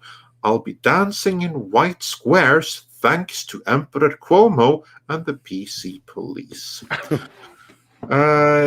Yeah, probably not the most ideal time to do anything festive like that, between now and the next 10 years. But yeah, well, I hope it's going to be a great occasion for all involved. And thank you for the drinks that you are about to consume on our behalf. Well, before we move on with Super Chats, we're going to lose Mr. H here soon, so let's get into some spoiler territory real quick. Yes, okay, let's do that then. And we'll continue with the Super Chats. And Mr. H, real quick, getting into spoilers, what were your favorite and least favorite parts of the movie? Cole Young's armor sucks. Massive donkey balls. Awful. Absolutely awful, horrendous, and goes hand in hand with his very bland, lame ass character that he is. But one of the like I said, the whole build up to Scorpion appearing, and then for me saying that line, it landed in the movie in the context, because we build up to obviously him appearing, escaping from hell, being released, and just him go, get over here, yes, do it. Super cool. I really enjoyed the Kung Lao fatality with the hat in the sand. Can't remember. That one's pretty badass. Yeah. Chopping her completely in half was just unreal. Super, super cool. And then Jax just completely obliterating it was Reiko, wasn't it? Reiko's head just splat. Popped it gone. like a zit. Bye-bye. I liked so much. Goro was Goro. I think they nerfed him a little bit too much for my liking. That I didn't like. That's a spoiler. You know, he gets killed. I think he gets killed pretty easily. I think. I don't think he's dead, but yeah, I was kind of disappointed. No, I don't think any of them are dead because there's that final line from Shang Tsung where he says, you know, death is just another portal. Like, I get all of that, but still, if you're going to have these people here, you know, and they're just going to keep coming back. Well, there's no point if he dies so easily in the first place anyway. You're just like, okay, well, he's just dead. Like, who cares? So I thought that was a shame, to be fair. Like I said, I get it, you know, that he will come back, but well, who cares at this point? Because he got nerfed. So that was a bit of a shame. And Kano was just a standout. Kano being, you know, mercenary that does turn on everyone as well. Great. Awesome. Like that's what you want. You know, that is what you want from him. I thought it was fantastic. And they really embraced the Aussie-ness, which was good. See, I was one of those where I'm like, okay, are they going to really pull a twist on us and make him have like a kind of a struggle of conscience?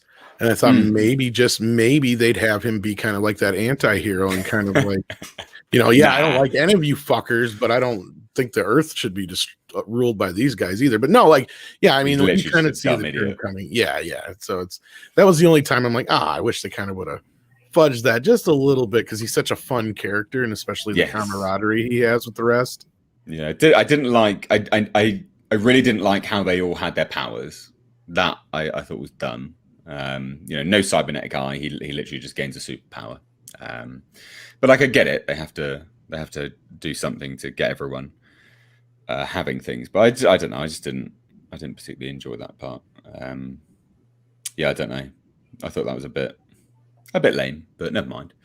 But yeah, that's me done. I'm afraid I do have to dash, ladies and gents. Well, thanks for being here, Mr. H. We appreciate it. And do check out Mr. H's channel, Mr. H Reviews, and his card network as well, if you're into cars. There you go. Yes. Yeah, I've got a little car channel. It's linked in the description box. The guys at Midnight Sage were very kind enough to link that there. Please do go and check it out. In fact, there's a video of an R32 Skyline GTR at the moment.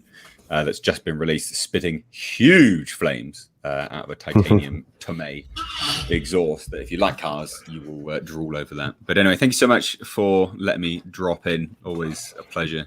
Take care, guys. Mr. H, be well, bro. Peace out. Thank you. Take care. Bye-bye. So yeah, Paulie. Yeah. Now that we're in spoiler territory, or should we get back to Super Chats real quick?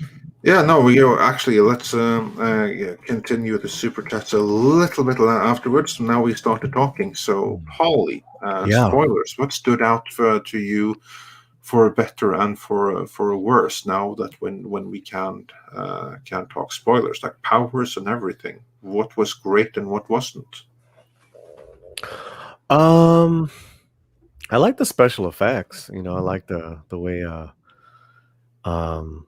you know, the lead's powers came through his chest and then was kind of taken over, you know, and he finally got his armor. I thought that was kind of cool. You know, and every time he would get the guy with the four arms, what's his name? Goro. That battle.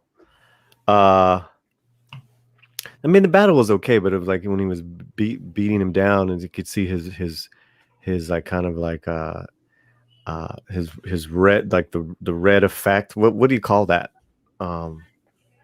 Was he getting angry, or was he like kind of like getting his powers? I thought that was pretty awesome.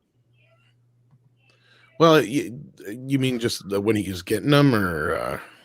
Well, so Goro was beating on him, and that's the first time you saw his red armor appear or something. So I didn't know. Yeah, when he suddenly got like the yellow armor, like yellow golden scorpion colored ish armor.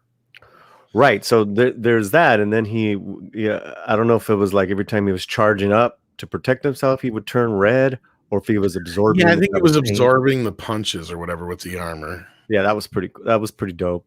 Like I said earlier, Outland was really impressed, and of course the first 7 minutes. I love Scorpion's return. And obviously the spoiler at the end with the I'm going to Hollywood, and then you see the poster in the gym, the MMA gym that had frozen somehow was back to normal. How that gym not get thrashed? That's movie magic for you. Movie magic, yeah. Yeah, and obviously with you guys, the Kano was, that actor is just so good, so charismatic. Which as far as charisma and then being a really good actor, kind of like really showed you how bad the lead was. The two cousins were really good. Maybe we should have showed more of them. Yeah, Kung Lao and Liu Kang. Liu Kang, yes. Liu Kang and Kung Lao. I mean, Kung Lao was. I've seen that actor around before. He's got a great presence. He was great. He really was. The only thing that I thought was like weird with that was that both of them, to me, Tom, you have to correct me here, but both of them to me kind of like in a way came off like, were they imposters to the real thing in a way? Because just look at what Kung Lao said, that I'm not the real Kung Lao. I'm like the real life descendant of Kung Lao, and this guy's cousin, although not really his cousin, because he's just like some bum in the street, referring to Liu Kang. And Liu Kang, he basically said that, I was taken in by this guy, and he told me about this great warrior, and then I took his name and I took his dragon. To me, maybe I was unclear, but to me that came across a little bit like Liu Kang saying that I actually took the name and this dragon from the real Liu Kang. I wasn't born as Liu Kang, and I wasn't born with this dragon. No, he was talking about the guy. You mean the part where he talked about the guy he got the as to why he's got the birthmark now? Yeah. No, he killed another warrior. That's what he was talking about. And he said he did bad things to children and all that kind of stuff. So you can tell it was probably somebody who was like, an abuser and all that kind of stuff. Like that was the whole thing. Like I'm sure there's a little bit of story there. I think Liu Kang is who he says he is, but I think you might be onto something about his. Well, you call him his cousin, but they keep calling each other brothers because they set up the same kind of storyline they set up in the original film. With the brother getting killed, by Shang Tsung, and then. But I think we may see, another Kung Lao maybe, but I think that's Liu Kang. We may see like a more spiritual version of, because you're right about that. Cause he says something like he's the embodiment of, but I don't remember Liu Kang saying anything like that part. Cause he's just talking about how, he was just, on the streets and he just happened to get the birthmark cause he killed a very bad man who was one of the warriors. Kind of thing. Yeah, maybe that's what he said. I thought that basically that was something. No, he's he was a very bad man and he hurt children or something like that. He said, and something else he said about him, and then he's like, I would not have. I took it from him or something like that. Yeah, I would not have minded some level of further clarification on that. We'll watch the scene again. The way he explained it, that's the way I understood it. But yeah, I think you're right. Maybe they could have like another more like godlike version of Kung Lao down the road, but I think that's our Liu Kang for sure, which I'm fine with. I think the actor did great. He was one of the standouts to me as well. So, my few gripes with the film were kind of a lot of what Mr. H said as far as like the costumes. Like the lead guy's costume looked like shit. That thing was bad. The yellow armor. Yeah, you could see the fucking seam in the back. I didn't think it was horrible. Well, and I thought what they were going to do was, I thought he was just going to take on the mantle of Scorpion, which to me would have made a little bit more sense of why you're introducing a new character. Instead, he's like the bloodline of. So it's like, okay, so what's this mean? So you created some new character for this? I'm actually really happy with that, with the bloodline thing. Kind of, but like, I mean, yeah, I like want that more bloodline. Scorpion though. I don't want Scorpion for 5 seconds. Correct. No, I agree, and I hope we get much. But actually, there's hope for the future, because that's since we are in full spoiler territory now. Basically, like Scorpion is in the very beginning and the very end, but then he's freed. Then he roams the world. He doesn't go back. He roams the world now. Yeah, Scorpion's back. I love. Yeah. I mean, with that actor at his age, I mean, you should just give him his own movie before he gets a little too old. Yeah, because I was like thinking, that was like one of the things that I was thinking about. Like, well, this guy, he's great, but he's too old to do this for a very long time. But of course, if they hurry, they can. Well, that's kind of where I thought the new guy was going to just kind of take on the mantle of Scorpion, like it was just, it was his family. Yeah. If he had done that, I would have preferred that for Sub-Zero, because there it's already established that that what mutation or whatever is, that's something that happens for like once every few generations and stuff. And I think it's a canon, like in Mortal Kombat 3, the game, when you have like Scorpion with the mask and without. That the guy without is not the same Scorpion as the one with, but his brother. I think it's something like that, or it was retcon that way. So yeah, I don't know. I didn't play past the third game, so I have no idea. I have Mortal Kombat 9, but I didn't play the story. So, yeah, and I guess like someone was saying in the chat, as far as him absorbing his punches like a punching bag, that's his shtick. I mean, you wouldn't know that in the film. I mean, yeah, they do a very bad job, and that's where I thought they were going to switch him into like Scorpion, because they don't really explain his powers at all. He just like I thought that his powers were weird. So like, what you have like so the power is that he has a suit that is half Iron Man and half Baraka. Is that his power? Half Black Panther suit that absorbs the punches and shit too. Yeah. Because I was like thinking, how was that connected to his soul or to his family? That was pretty bad. Yeah. Well, I think that maybe it must be like something. Okay, we're going to give you something that you need right now. You saw like even worse with Jax, like his inner power. That was the ability to magically make his shitty prosthesis into proper or really working badass prosthesis. That was some inert magic power. I was actually like disappointed with that. I was like thinking that if they go through all the realms, maybe they could find like some limb replacements that work as needed, rather than that having to be the innate special power. Like, to me, that's like the shitty writing. And that's where I said it would have made more sense if he just took on the mantle. Yeah, because like, go ahead, Paul. No, go ahead, bro. Go ahead. Well, no, I was just going to say, because that would have tied things up a little bit better. It brings a new Scorpion into the story. Like I said, it explains why you have this new character, but like you have no Scorpion throughout the film, and I wouldn't have seen that twist coming right away. I knew he was the descendant, but I'm like, okay, so how are they going to bring Scorpion back into this? And that would have been a way to do it. But like, yeah, because as is now, that's why I don't like the character, because he's kind of just generic and they don't really explain his powers. And he just has these things that grow out of his arms. And yeah. And why didn't Goro just punch him in the face? Yeah. And especially when he was getting the beat down book from Gorgo. Yeah. Goro.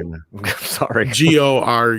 Goro. Goro. Yeah. And then Goro went after his family wife and the daughter in the truck. Yeah, and that's when like I really liked that. That's actually one of the things about the movie that appealed to me the most, which is ironic, because I know that like when I was a kid, that's what would have appealed to me the least. But now, being matured a little bit, and like advanced a little bit more in life and stuff like that, then that's kind of like what appealed to me the most. That the suffering that Scorpion went through there with what happened to him in the intro sequence, and how history was about to repeat itself, and that desperation is what brought out the power of like Scorpion's descendant. I don't even remember the character's name, but to me, it's just Scorpion's descendant. Well, that's what I'm saying is that. And also towards the very end, I have to say this: when that was like Scorpion's parting words, and I have no reason at all to think that the descendant would understand a single one of them. Where basically he says, "You take care of my lineage," right? But I was like wondering, like, did he understand that Japanese at all? Because there's no reason to think that he would. Well, also, in that moment where he's seeing, the truck getting the beat down and almost the, family's going to get crushed. All he can come up with is, now that I'm seeing it, is like, is that, that Nehru yellow suit. You would have thought like something cooler, like, would come out, like, maybe like the Scorpion thing, where he just, I don't know.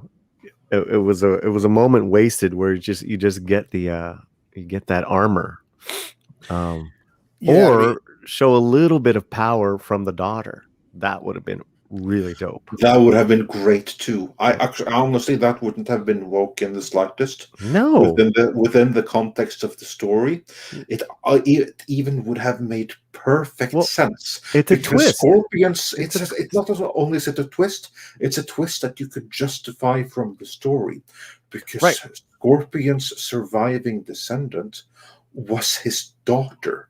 It would only have made sense for it to manifestate in his daughter's son's daughter, which is this. It would have made perfect sense in the story. Yeah. Listen, Rick in the chat, I'm not talking about a Rey moment where she saves the day and she's the bestest ever. I'm talking about where the descendant, which in this case is a female, like Andre says, something awakens in her to save. She's being crushed along with her mom. Yeah, but does she have the birthmarks? They don't even establish that. Well, we don't establish, but in just that moment. But then not it be about her. It's still about homeboy, the dad. But her being the link between Scorpion and him, and then like the lineage is coming together, because that was the whole talk. Lineage. And as far as we know, the lineage is those three. Right. The only issue you have with that, though, and again, I have no problems with that part of the story if you were to add that in there, because it kind of adds like what's a twist? Is a twist for the future as well. But isn't the tournament like every so many generations anyway? Like, it's not every generation. That's the thing. Yeah, but that was like also one twist right here. That screw the tournament. They broke the rules anyway. I know, and we'll get that was one of the things I did like about it too. Yeah, go ahead. People in the chat, let me tell you something. That little girl, she had more charisma than not only than the lead, but then Daisy Ridley as Rey. Yes, she was. I wanted more of her in that world. It wasn't a woke world, so it's not a woke movie. Yeah. It's exactly the same thing with the Godzilla versus Kong. I mean, I was terrified that the girl was going to be like the worst part, but she was like one of the best actors in the whole movie project. Wait a minute. Which girl are you talking about? The one that was not Millie Bobby Brown, the deaf girl. Okay, I'm like, no, not Millie Bobby Brown, of course not, but the one that's connecting with Kong, like the mute. Yes. No, what makes it even worse for me now is like I know that she's actually deaf in real life, so now I really give a shit about that little girl even more. So it's like, oh, she's great. Yeah, I know. It's like she's got a lot of heart. I mean, in both cases, those actors. And what was, they took very little and made it a lot because they had that it factor more than Billy Brown, whatever the hell her name is, and more than this lead. I mean, he might be nice to look at for the girls, for the ladies, but guy could, every time he talked, you were like, ooh. No, well, and that would have been a benefit of just turning him into, the next Scorpion, because then you didn't have to bring him back for the fucking sequel. You can just cast a stuntman then, or a better actor. because that's the weakest point of this film is the main star, and that's a problem. That's probably the biggest problem. I will say he's not the main star so much as he's the point of view character. Yeah, well, he is technically the lead. Let's be real. Yeah, He's got all the main portions. He's the first 10, 15 minutes of the film outside of the opening 7, which is still tangentially connected to him. Well, it's a good character. It is a good character, but it's just a poorly casted. Yeah. And they could have come up with something better for his powers, or just turned him into Scorpion at the end, and it would have made sense. Especially when you're, with the performance of the Scorpion. Forgive me for not knowing the gentleman's, the Japanese actor's name. He's just so incredible. I've seen him in a couple films. He's just always underused, like they had said in the chat. He was wonderful in The Last Samurai as Cruz's adversary for a minute. But he was like in a minute going up against Hawkeye first, back into the Avengers, Infinity War. That same actor. Help me out here, guys. I'm not sure which one you're talking about. Yeah, you lost me. So the actor that plays Scorpion. Okay, let me see if I can find who that is. And someone knows his name in the chat, but that same actor has been in Last Samurai. He had a pretty big role, and then he was in it for a minute against Jeremy Renner, where Jeremy takes out the. This is Endgame. Yeah, he's in it for a minute. He have like a quick sword I don't remember him being in Endgame at all. Yeah, I don't recall Sanada. Hiroki Sanada. Yeah. He's been in a lot of Hollywood stuff, and in Endgame, when Renner's going off because the blip happened, Renner lost his family, so he's like killing the cartels. He's in Japan. Black Widow's following I remember him. More from Wolverine, but anyway, go ahead. Oh, Wolverine, yeah. Anyways, okay, I really digress there. My point is that he's such an amazing actor, charismatic, and all that stuff, and then he's related to this schlub, the leader. This is his lineage. Yeah, that's a bad call to not have him, because that's the thing is, if you're not even going to bring this actor back, you should have found a way to pass the baton. In his defense, though, let's not be too harsh, because there were 60, the 1600s till today. That's 16 generations, something like that. It's not going to be much left of the original. So yeah. No, I know, but you could have found a much more charismatic actor. That you could. That's actually one thing, because I think that with this movie, one of their biggest problems, because the things with the script, there were some issues here and there. And some of the casting, they were absolutely spot on, like the guy who played Kano, Scorpion, Sub-Zero. They were fantastic. Oh yeah, and the daughter, the wife, Sonya, Jax, they were all great. But some of the more important roles, like Shang Tsung and Raiden, and especially the lead, those three right there. And I mean, absolutely no offense towards the respective actors. There's nothing wrong with their talent, I'm sure, but they weren't the right fits for these roles. The lead actor, and I don't really remember his name, but he just didn't have enough charisma. Whereas sorry, go ahead. Yeah, he would have been better even. But anyway, and the other two, Raiden and Shang Tsung, it's not that they lacked charisma, but they lacked gravitas. That's what I was saying. Yeah, you needed somebody with. Jet Li was another one that was brought up. He would have been another great choice for. Raiden as well. That's the thing is you needed somebody that. I don't care if he's a known name, but that's the point. And that's why Christopher Lambert worked so well as Raiden before, was because it's like I said, as soon as he pops on screen, it's like, shut up. It's fucking Christopher Lambert. I want to hear what he has to say. Or Karayoko Tagawa as Shang Tsung. That was literally the first time I ever saw him in my life. But he was the one standout in the movie because he was wow, so good. so incredibly good in that role. Yeah, like, to me, every other role I've ever seen him in is like Louis Shang Tsung. Yeah, but I thought Kevin Watanabe would have been perfect as Shang Tsung. Like, he has that. Oh yeah, just that the in the timbre in his voice and the way he talks. You could have just like flawless victory. You know, just that he has that kind of thing to him. Like, let them fight. You know, and you could even have thrown that in there as a little nod. You know what I mean? Yeah, Tom Hanks was born to play. Well, that's the thing, is it doesn't matter if the rest of the cast is unknowns. You just, those three main characters at least have gravitas, and then the guy. Shit, I was gonna say, because that's the thing. The main character, it's almost like they just hired some guy out of a cage, some cage fighter who's never acted before. That's what it felt like to me. The main character. I mean, this guy has tons of credits.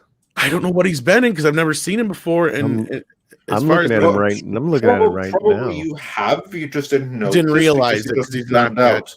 He doesn't stand out. And my point was this, to go on the daughter thing. Shit, you could have made it that as long as you weren't going to turn him into Scorpion, you could have made it a descendant, a daughter. Hell, it would have been better if it would have been Gina Carano, because at least then I would have bought the character and she has more charisma than this guy. Yeah, because it does. He literally feels like a guy they plucked out of some fucking MMA fight. Like, he's and yet he's not. It's like, I'm looking at his credits. I mean, this guy's been into the Badlands, been in Deadpool, and he's got a great look. I'm looking at his photos. It's that's the beefcake. But as a leading, it's, again, these are all supporting roles back in the day. When you're a leading man, it's a different animal. Yeah. And the boys. It's like, it's so obvious when you have like a movie that has like the. Okay, he played Shatterstar in Deadpool 2. Okay, that's like the biggest role he's pretty much had. It looks like. And he's a Muay Thai. I mean, the boy's badass, but I don't know what happened. He was in Mortal Kombat X Generations. By the way, saw that too. I mean, I didn't see that. I see the credit. Yeah. I don't know. I'm not saying anything about the look wise, but, and I didn't mind the character. That's the thing, is I understand why Johnny Cage is not in this fucking movie. That makes sense now. But what doesn't make sense is, why did you hire this guy? Well, I mean, he may be a great stunt guy. I mean, that's what it kind of looks like, is he probably works more in like, action. He probably rolls like Skate Punk 2. A lot of action roles. SWAT team. Yeah, exactly. One line here, one line there, probably. I don't know. I've never seen Into the Badlands. I hear mixed things about that show. I mean, this is the kind of guy. This is the kind of role you should have got like somebody like Brandon Lee for, like somebody in that position. who incidentally also was in line to play Liu Kang in the originally. Yes. Yeah, he was one of them. But that was when he was still alive and kicking. Yeah, and I don't mean in that position either. I mean in the position of his career at that point, and that's what I mean. Like, he's up and coming. People kind of know who he is. He's got a little charisma to him, which that's the thing. Brandon Lee had charisma up and down over this guy. Yeah, and it seems that's going to be the same problem. That's the problem I had with the Shang-Chi trailer. I don't think much of the lead. Yeah, that just felt like random kung fu movie. That part is true. As far as his charisma when he was talking, I thought the teenage actor that they show in the trailer where he's at the temple fighting, you can see his expressions. There's a nice couple of shots of him in the trailer. I liked that version of Shang-Chi just from the trailer. His charisma stood out. I don't know if you remember that. That whole trailer was so incredibly mad to me that sorry, don't remember. That's completely gone from my mind. Like, I saw that trailer and I literally couldn't tell you what happened in it the instant after seeing it. Well, we did like a frame by frame breakdown the other day, and there's some pretty good stuff in it. But for me, the lead, the adult version of Sung-Chi is kind of like the same problem with this guy. He's kind of blah, whereas there's a teenager or a young version in the trailer that you see. Hopefully we see a lot of him. He was great. You can just see his expression. It was like, whoa, this guy's like got a look, you know. Yeah, here you go, Dash DC, whoever I can't remember the actor's name, but the guy who played the blind guy in Rogue One would have been great as Raiden too. Yeah, that's somebody Donnie Yen. Donnie Yen. Yeah. That's Donnie. Donnie Yen was in Blade 2. I mean, Donnie Yen's been doing movies for decades. Yeah. I don't want to shift. I don't want to shift the conversation too much, but I want to bring this point up, and I want to, because this is something we constantly see in this, and this might get Rob back into the conversation. One thing I did see, like, okay, Uche when Harry was, is it porn? No, but it's stuff you kind of know about. So Uche when Harry brought, made the point. He's like, did I feel like there was only part of the Mortal Kombat movie? It just felt so small or something like that. He said on Twitter, and I made the joke, oh, you're just being spoiled. You're spoiled because every movie doesn't have to be the Snyder cut. But he does make a point. The movie does have kind of a backdoor pilot feel to it. It does, yeah, and I'm actually really happy about that. Yeah, and I'm not having an issue with that, but what I do have an issue with is I'm curious if maybe this movie would have been a bit better, or the things that we have some of the issues with, if they had gotten a little bit more experienced director behind it. Because believe it or not, this is this director's first film, period.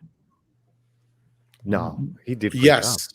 I'm not saying he did a bad job, considering. He hasn't done anything else. I mean, he has done nothing else, only a short, and that is it. Really? Yes. So that's my question. But he's had some very, very good producers helping him out. Yes. So yeah. So, but here's my question though: do we think that just maybe this movie would have been a bit better if it had a little bit more experienced director behind the wheel? I think it would have. I think it would have pushed this movie up to that 9-10 caliber, and I think that's where that writer was having issues that came out. And I wish we had Script Doctor here, but he's at work today, I think, because he was talking about this the last few shows about the one writer who was going out against the film, Greg Russo, who didn't like the changes that were made. And Script agreed that the changes that made hurt the film. So that's, I guess, my question is, do we think that maybe if we had a more experienced director behind this, that the movie could have been that much better? Depends which one. Depends which director. Like the Russo brothers, somebody like that, maybe. Yeah, Russo brothers. Yeah. Then again, you could get a guy who says, no, that's not what I know. Or Zack Snyder. Yeah, you're right. Yeah. Yeah, exactly. I think that for something like this, unless you have a director that really, really knows his stuff, I don't think I don't have any complaints about the direction. Like the only thing the director could have done was like maybe be like stronger on the story, and like for instance this thing about like the powers, the innate things that had to be wakened up. Well, what's the limitations there? How does that work? Can you like have the power of suddenly having a jetpack? Because it seemed like it when you like your innate powers includes magically generating technology around you. What the hell's the limit? I would have liked to know that, because that was like that was a big one of my other that was one of my other problems. Not so much them gaining powers, but how, and the whole like Jax's power was kind of weird. Oh god, this writer. Kano's power kind of came on kind of weird. Yeah. And that was kind of weird that they didn't give Kano his faceplate either. It's like, okay, you fixed up Jax. Why didn't the same people just give Kano a faceplate? Yeah, because that was actually that was like first I was like, wait, what the hell? Okay, because you could always that's gonna get infected, laser from his faceplate, but his power being he can now shoot laser from one eye. It should have been it should have been more of a natural power. See, that's the thing I think too, is that all these powers should have been something that come out a little bit more naturally. But then, when they put that faceplate on or whatever, then maybe the lens they put on there directs the power, kind of like how with Cyclops. You know what I mean? Mm-hmm. Like that have made more sense. And I liked that those that they built Jack's arms. They didn't really need to do that for his power. They could have gave him something else. Yeah, that's exactly what I mean. Super strength or something like that whole thing with like him becoming cyborg was really dumb. And then again, they also have the problem of the main leads. When his power comes on, it's like they don't really explain. Okay, so what is his power? And let's be real, fucking Sonya Blade's fucking power stinks. What was her power again? She just like shoots blue light. So kind of like Jubilee of the X-Men's power, shooting fireworks from her fingers. I don't know. I'd honestly forgotten it. I mean, that's the thing, is they should have had them all be kind of like this inner power of like, because if you kind of bring in Scorpion and Sub-Zero to the thing, they have the basis of water and fire, right? Yeah. So like if they based all the powers somehow, or fire and ice, even more extreme. But yeah, in somewhere in there. But if they have like some kind of anomaly, like Jax has that thing on his face, well, you can direct the power, or not Jax. Kano has a thing on his face, he can direct the power. That kind of a thing. Hey Tom, I wanted to answer your question. Or was it Andre about the directing of the movie? That was Tom. That was me. Okay. Yeah. For me, I mean, it's incredible that this guy was given this movie to be his first film to direct. That blows me away. I thought he did I thought he actually did a really good job. I'm looking at the writers. I don't know. It was 3 writers.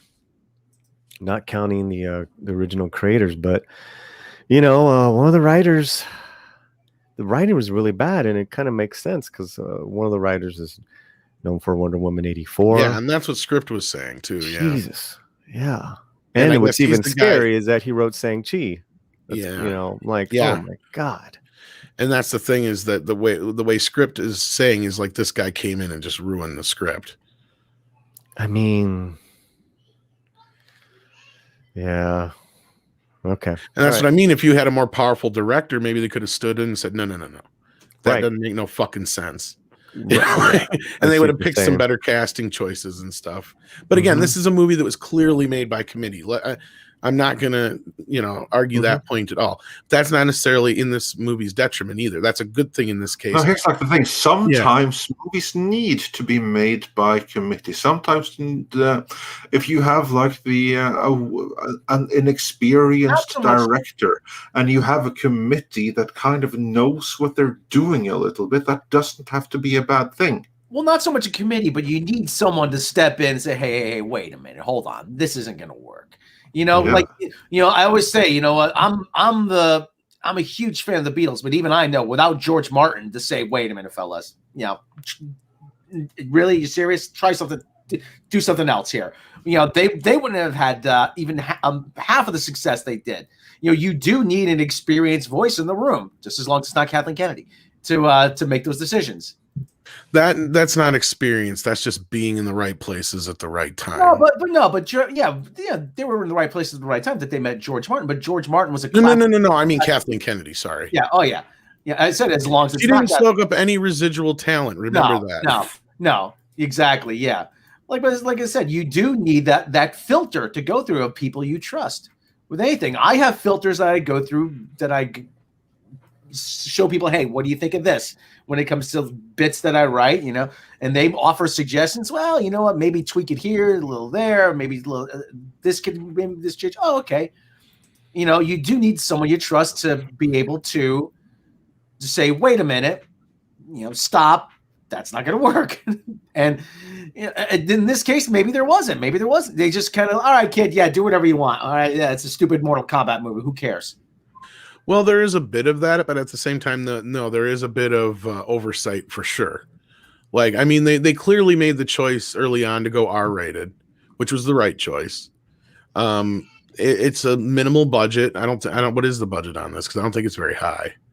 It's not that high. It's relatively modest. I don't recall the exact budget, but it's of such a range that it easily could have been $95 million. So yeah, that's pretty. How the hell did they spend $95 million? No, that makes sense because they did Deadpool for what, like 70 or whatever it was. 60 million. Yeah, but then that was my point. Is they ended up turning around and all the artists that worked on the special effects sued the company because they got overworked and didn't get paid. So that's what I'm saying. You cannot make these movies for less than this amount. This is like the bare minimum you can make a movie like this for. And you know what? This movie's going to make its money back. Oh, so it don't matter. Yeah. Yeah. Totally. I mean, I think it's gonna right be in the hit. right region. You keep it under 100 million. Yep. Dart It's gonna Scipio. be a big hit. Sorry. Dart Scipio. Yeah, John and Paul ran the show, but George was the map. Yeah, he was one who would step in sometimes, especially when they had the really stupid ideas. He opened their world. Please me. Paul said is like a Roy Orbison song, was really slow. Come on, jing, jing, come on. He says, "Nah, come on, boys, perk it up a bit." Yeah. And then a lot of times they're like, "So what are you going to do here?" You're like, "Just trust me." And then he'd be the one who'd bring in a lot of the orchestral shit. Yeah, Penny Lane. Paul said, "Oh, I heard this incredibly high trumpet. Can we get that guy? Oh, sure, yeah, let's get him." Yeah, it's a Bach, Brandenburg Concerto, piccolo trumpet. Yeah, we can get him. Yeah. No, George Martin is a big part of the Beatles. Yes, he's the Kevin Feige of the Beatles. The sixth Beatle. George was the one that said we can't put heavy drums on Yesterday. We need to put a string quartet, and that was the moment that everything changed.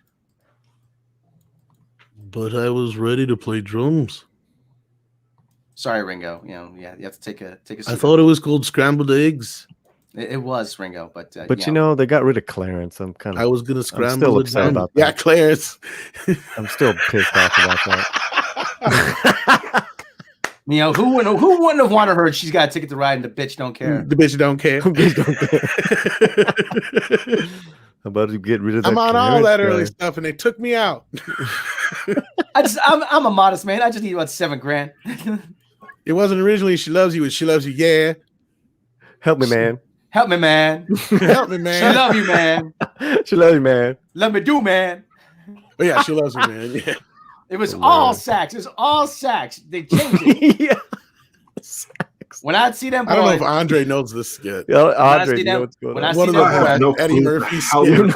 One of the greatest Saturday Night Live Eddie Murphy skits ever. They did a sketch. And he claims he was the fifth Beatle that was cut out because he was black. Right. And he created all their hits. He did it all. It was all him. The haircuts, the suits. It was all me. Paul still used Afro Sheen because of me. So then he's like, wait, I got proof. So he plays a tape, and it's like the music in the background is the Beatles, and all of a sudden it's just Eddie Murphy on top. She loves you, yeah. And she loves you, babe. I love you so much. Darling, you know I love you. You gotta see it. It's one of the best Eddie Murphy. Listen, I'll play this backwards. Yeah, just you want more proof? You want more proof? So he's got the original tapes, right? So he plays it and you hear the Beatles song, and you hear him clearly steal all of Clarence's ideas. Yeah, you hear Eddie Murphy clearly singing over the Beatles song. He's like, yeah, man, yeah, come on, man. Oh yeah, man. Yeah, the commentator's calling his bullshit the whole time, but that's what leads up to the main joke. Is like, no, it's in the record. See, if you play it backwards, you can hear it. They're gonna just steal my stuff. Hey, Paul, let's kick out Clarence and steal all his good ideas. Good ideas. Well, there you have it. He's like, there you have it. Definitive proof. I can't believe you hadn't seen that, Andre. No, why would I have seen it? It's a very Eddie Murphy, man. It's Eddie Murphy. Here in America, it's a very famous. Yeah. It's on Saturday Night Live, right? Saturday Night Live, yes. Yeah. There you go. That's the reason. Well, it was decades ago. If anything, you gotta. It's not Saturday Night Live now. It's all 30 years ago. Yeah, I mean, you gotta check out his Mr. Robinson skit. That makes it worse, not better. He did a great sketch. He did a great sketch. It was supposed to be a commentary. It's surprising to me that a lot of people at Cassette the age are not having sex. The reason being because people are not, they deem too ugly to have sex with. And you know what? And fellas, listen, you make some of the ugliest faces when you're having sex. And make some of the dumbest noises. How many times do you walk into a pizza shop, get a slice of pizza, and say, "Oh God, it's so good! Give me another slice! Don't stop!" Eddie Murphy's got some of the best bits. The other one was a running gag because he was Alfalfa, because he did Alfalfa, had an album, and all this shit. Buckwheat. Buckwheat. I mean, sorry, Buckwheat. Come on. But Alfalfa in black and white. Andre's color. Because I dream in Jello. Andre's saying right now, this is the last time I work with any Americans ever again. But like the whole thing is it happened when Reagan got shot. So they're like, buckwheat has been shot. So they kept interrupting the show. Of buckwheat. Buckwheat is dead. Buckwheat died. Right. Well, the funny bit is like every time they'd have somebody on, they're like, Alfalfa, have you seen the tape?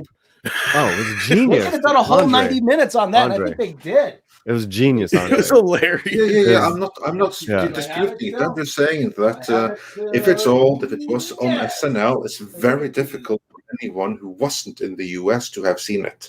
No, I got you. This is my pristine copy because it's probably still on. It's probably up on the internet.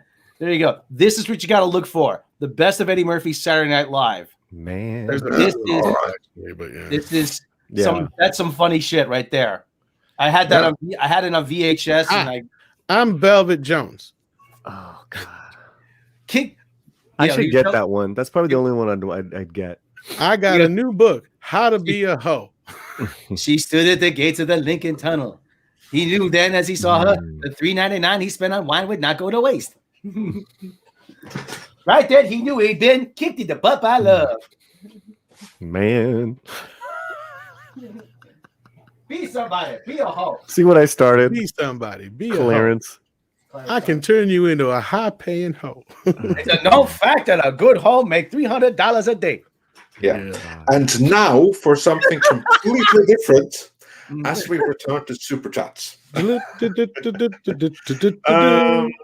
Because Spider Unlimited says we got that one. Then it's Roland of Gilead 19 who says, didn't they originally want Brandon Lee as Liu Kang? Yes, as we mentioned. And, yes, they did, as we covered. Great. That would have been something. But sadly, like his dad, he left us way too soon. He left the Earth realm way too soon, I should say. And Dash D's says sent us 2 super chats in a row. The first one for 10 Canadian dollars. I'm so happy that Mortal Kombat is a good and true movie. It just proves how good a director Rian Johnson is, how crucial his input is, his clarity of vision, by not being within 1,000 kilometers of the set. And then he says, blind guy from Rogue One could do Raiden. Yes, that's Donnie Yen, isn't it? And he would be great as Raiden. He would be amazing.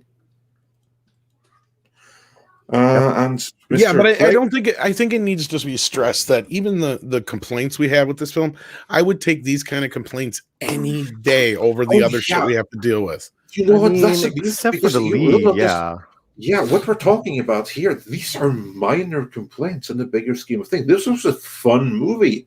Yeah. I had a great time watching it. Yeah. How often can we say that these days? I'll probably watch it this weekend. It was good. I mean, I don't know how you'll feel about all the gore, Rob, but you'll probably enjoy the karate. Oh yeah. Well, it depends. I mean, is it That was really good karate in it. Oh yeah. It's like horror. I don't think technically there was any karate in it, but it's martial arts. Let's not get technical. Hollywood martial arts. Here, I got to do this actually on the thing. It's karate. Say in quotations. Yeah. No, it's good. I mean, there's good action. It's fun. We're gonna see it again. It really is. Yeah. Really is. Yeah. I'm willing to give it a shot. If Andre's, if anybody else, if people are willing to watch freaking Time After Time or anything like that, I'll be willing to watch this. Okay. Well, have you seen the 95 one? No. You never seen the original? No, I don't think I have. Oh, you know what? Really? I really wish you had watched it now, because that's the thing is so many people are going to compare the two, and I hate to say this. This one is the better of the two. I really do hate to say it.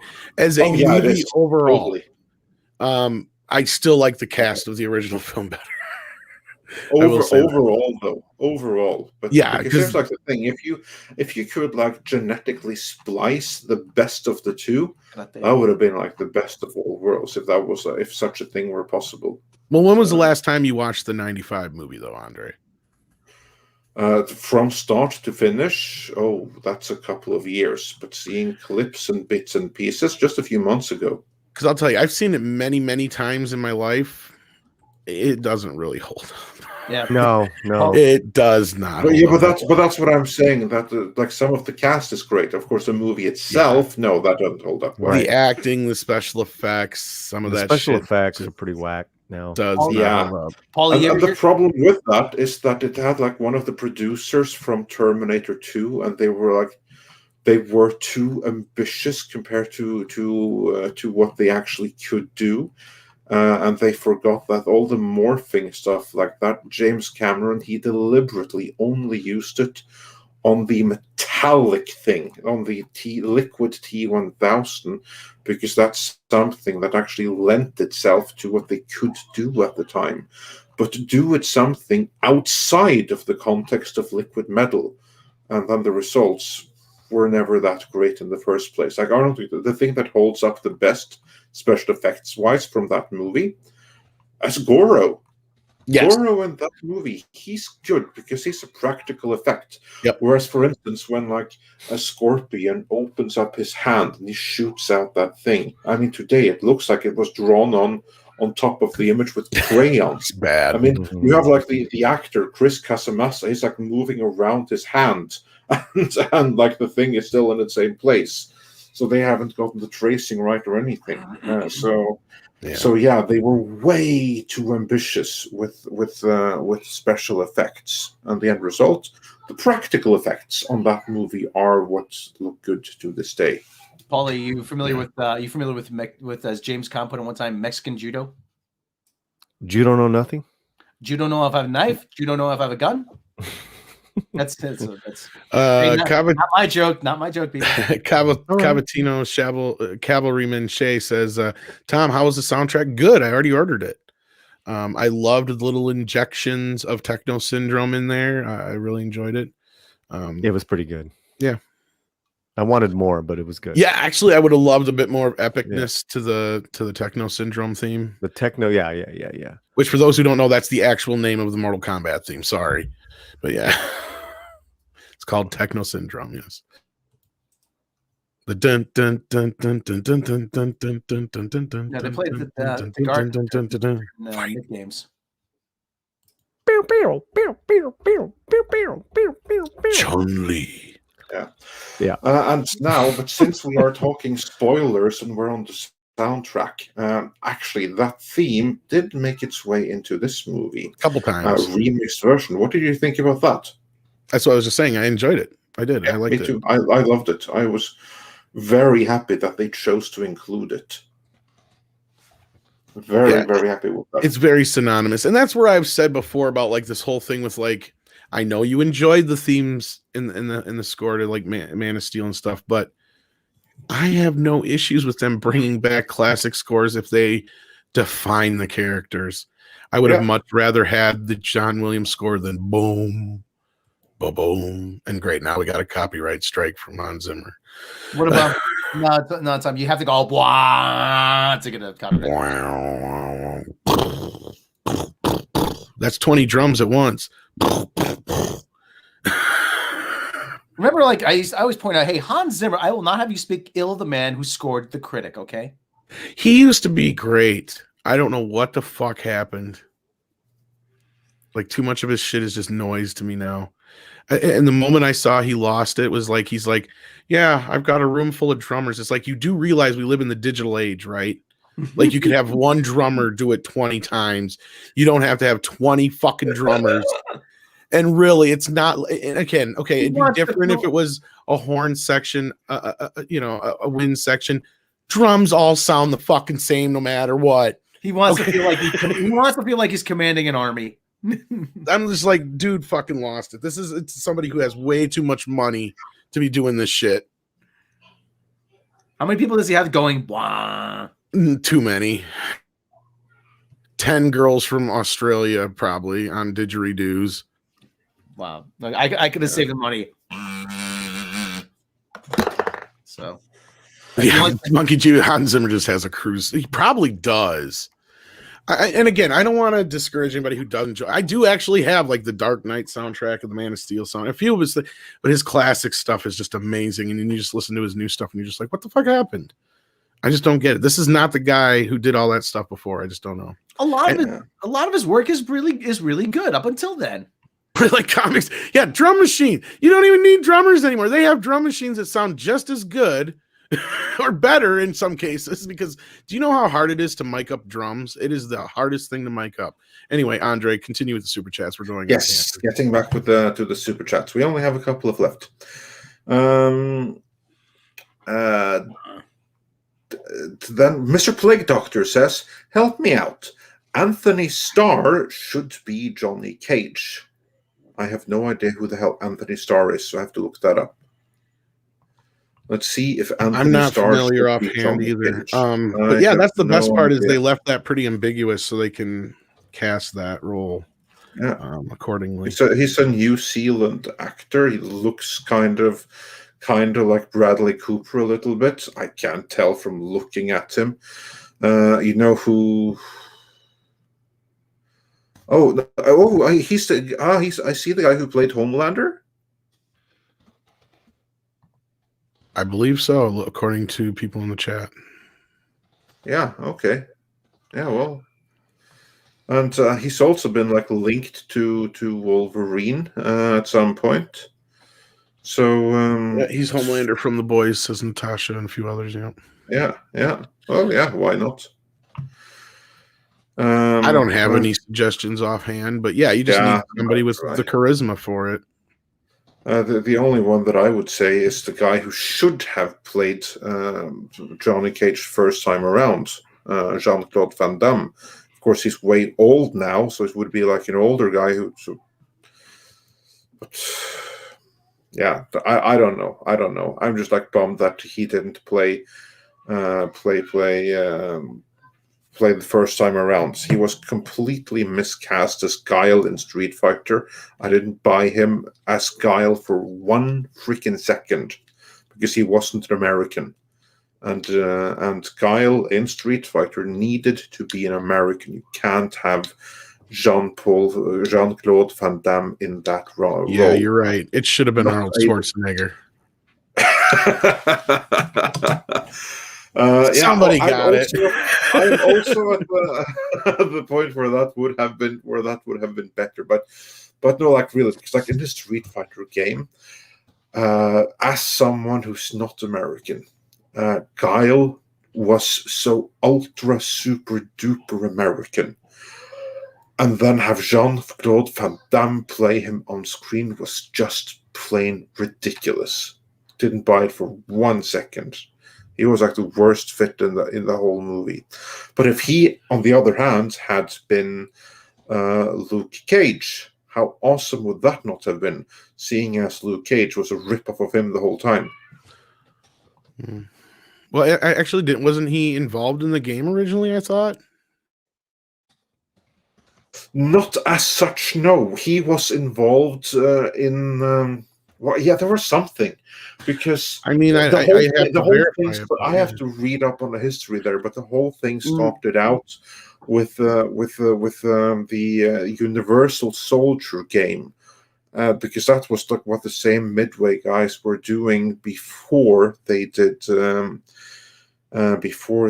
Mortal Kombat. And then he very well may have had some kind of involvement, because although they've denied it ever since, you see very, very clearly that because the story I remember, Jean-Claude Van Damme. Well, yeah, that was the story I remember hearing, and that's why he even wears that one costume that's basically the same fucking costume that, or the shorts anyway, that Jean-Claude wears in what was it, Kickboxer or whatever. Yeah, and like the same with like his signature like ball punch and everything. That's exactly from, like, his moves and splits and everything. And that was what I thought I remember hearing. Is you're right, like he was working with the company already, and they were going to build this whole game around him, and that's the whole idea about having the live action pictures stand in for the sprites or whatever. And he was originally, this was supposed to be built around him, but then he backed out or some shit like that. So then that's what I. That's what I thought I heard too. And then like, yeah, so then they made Johnny Cage to fill in his character and it just kind of poked fun at him for the whole thing. And then when it came to the movie, they did offer it again to him for the movie part, but I believe that's why he turned it down and took Street Fighter instead as a kind of like a final fuck you. Plus, I think they paid him more than what they were offering him for Mortal Kombat. Yeah, something like that. Because, of course, Street Fighter was a Universal picture, a big old Universal picture. Yeah. And Hypergiver 2 says Jason David Frank would make a great Johnny Cage. I have no idea who that is either. They're Bloodsport. That's the one I was thinking of. Yeah, Bloodsport. Yeah. Well, I'm sure that... well, he's a bit... Jason David Frank is 47, and that alone makes him like a little bit like not ideal. He's one of the Power Rangers or something. Who do you guys like for Cage? Again, I don't have anybody in mind. I have no idea. Rob, you have to believe. Do you have 3 more minutes, Rob? Yeah, I got a few more minutes. Yeah, okay, cool. I'm gonna go through let's see. Actually, that was the last super chat, so we are caught up? Fully caught up. Yeah, we're caught up. Yay! Yeah. And Tom, were there any other news today? There was a little bit. I don't know how much you want to really get into this now, but because we got a little time here before we get too late in the day. Warner Brothers is going to exit physical media. Now, and the reason I say we may not get into this too deep is because I actually sent this to Robert Meyer Burnett, and this is something we've talked about doing a conversation about for a while, and this may be the time to do it. Because, this is a real bad blow. Well, it's for physical media. It's not as apocalyptic as it sounds, though. It is, though, because Warner Media was the last independent physical media studio. Like, they actually do their own Blu-rays and stuff like that. So the fact that they're shutting down their physical production is a big deal. They will still be doing, DVD and Blu-ray releases, but this even just puts a bigger nail in them. A big part of it was the archive, because that was one of the few places that was still doing the remastering of classic films. So that's one thing that Robert and I are very afraid of, is that because Warner actually was one of the better ones as far as taking care of their films. And we're afraid that's not going to happen so much going forward. So I don't know if you want to comment on this real quick, Rob, before you go, but yeah. Yeah. Well, like you said, it's all the more reason to, just look into getting yourself a good DVD player, maybe get yourself a backup and get all your favorites on physical media, because we know what the next step is. Even though this is not as apocalyptic as it sounds, it's the first step. Oh yeah. It's the first step. It absolutely is. It absolutely is that. And I kind of feel like repeating that Surfshark is a good place to go for all your VPN needs. Just want to throw that in there and use the code midnight.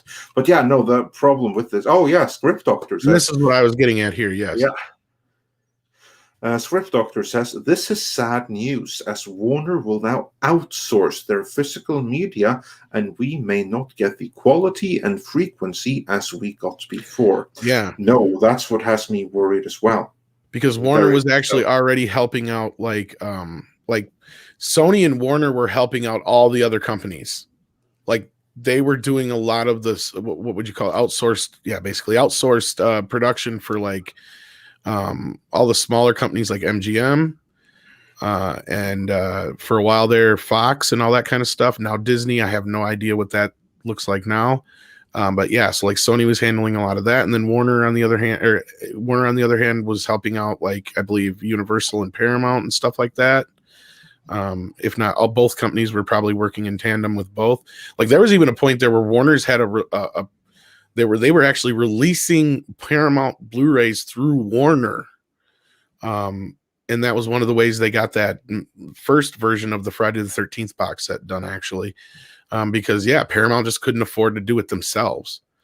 And this is bad, because most of the American facilities, if not all of them, have been shut down now. I don't know if there even is one now in North America. This may have been the last one. because a lot of them have been backed up for a while because they're all overseas and outsourced to Mexico. So this is not good for American production. It's not good for physical media, and it goes to show what we've been saying for a while is they are doing everything they can to kill physical media. So you are completely dependent on these streaming services.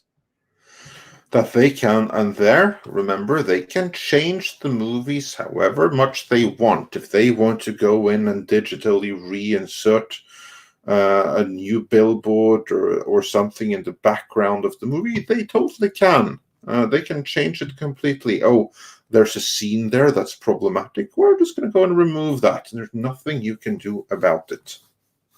Yeah. Oh my word! We have to cover Daryl Hannah's buttocks. They are offensive. Yeah, or you have to remove some jokes from Monty Python and stuff like that. So yeah. That's the worry here. Like, Blazing Saddles doesn't exist anymore.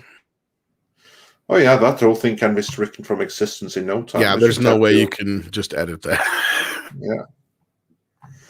Yeah, you can't edit it, but what you can do is simply not feature it on any streaming service, and then it's just a matter of waiting out anything out there, and then slowly make it disappear and go away. Well, and I brought this up too because it also kind of goes in tandem with the other news that we got. That again, without any solid evidence on the numbers, we're just going by what we're told. And that was that the Snyder Cut did very little to boost HBO Max, but on the other hand, they got nearly 3 million new subscribers due to Godzilla vs. Kong. So there was that bit of news as well. Yeah. And that makes me wonder, how do they decide that they got nothing from the Snyderverse and 3 million from Godzilla vs. Kong? To me, that seems like a very convenient conflating of numbers. So I would like to see how they arrived at that before I get into that claim, especially since I see the claim that the Snyder Cut really didn't bring that many is from an outlet that has written nothing but hit pieces against the Snyder Cut from day one. And that's why I kind of hedged it in the front with, take it with a grain of salt kind of thing, without any solid evidence. I think that was Screen Rant. I think it was comicbook.com. I think I saw it on or whatever. Yeah, you saw it there, but they picked it up from Screen Rant, and they are someone that, like, when we covered the most egregious reactions to the Snyder Cut being released in the first place, they were right there as one of the worst ones, basically saying that this is the end of civilization, that the Snyder Cut is coming, and they've written nothing but hit pieces ever since. So I question the validity of the claim before I see exactly how it was arrived at. Certainly when in the next sentence we have, but Godzilla vs. Kong, that gave 3 million extra. Yeah, that doesn't quite compute. Well, it just means in between the time or the right of, and then people watch that is how they probably calculate. But again, without any physical evidence to show me how you came to that conclusion. Exactly, because these aren't official HBO Max numbers. These are something they've got. Because the other side of this is what I pointed out before is I said I really don't know if they're going to get a big boost out of the Snyder Cut, because a lot of the people that were on board for the Snyder Cut signed up way back when to show support for it as soon as it was announced. So they were already on board. That was kind of what I was saying. And I think that's possibly where there may be some truth to these numbers. Is that, because most, like 90% of the people that were going to watch the Snyder Cut have already been signed up since last year. So that's why they didn't notice a jump in numbers. But then when Kong versus Godzilla came out, boom, you had, 3 million people who couldn't go to the theater to see it. So they signed up for HBO Max and probably watched it that day. And I didn't have as many problems watching Mortal Kombat as I did with Kong versus Godzilla as far as the you cutting out on me and shit. I did have one time where it went a bit digitized, but that was it. So I don't know how well that's doing. I don't think it'll do as well as Godzilla versus Kong, but hey, I think it'll do all right. Script said he read the report on CNBC too, so maybe that's where they're picking it up from as well. But where did they pick it from? That's what I want to know. It's hard to say. The ultimate source. But Eric Kai says physical media is too expensive. Now, if you mean it's expensive to produce, yes, that is true. But if you're talking about to buy, no, you're getting your ass ripped off more so on digital. Because do you realize that it's so cheap for them to put a movie on digital compared to disc? Like, as I'm saying, if that's what you mean here.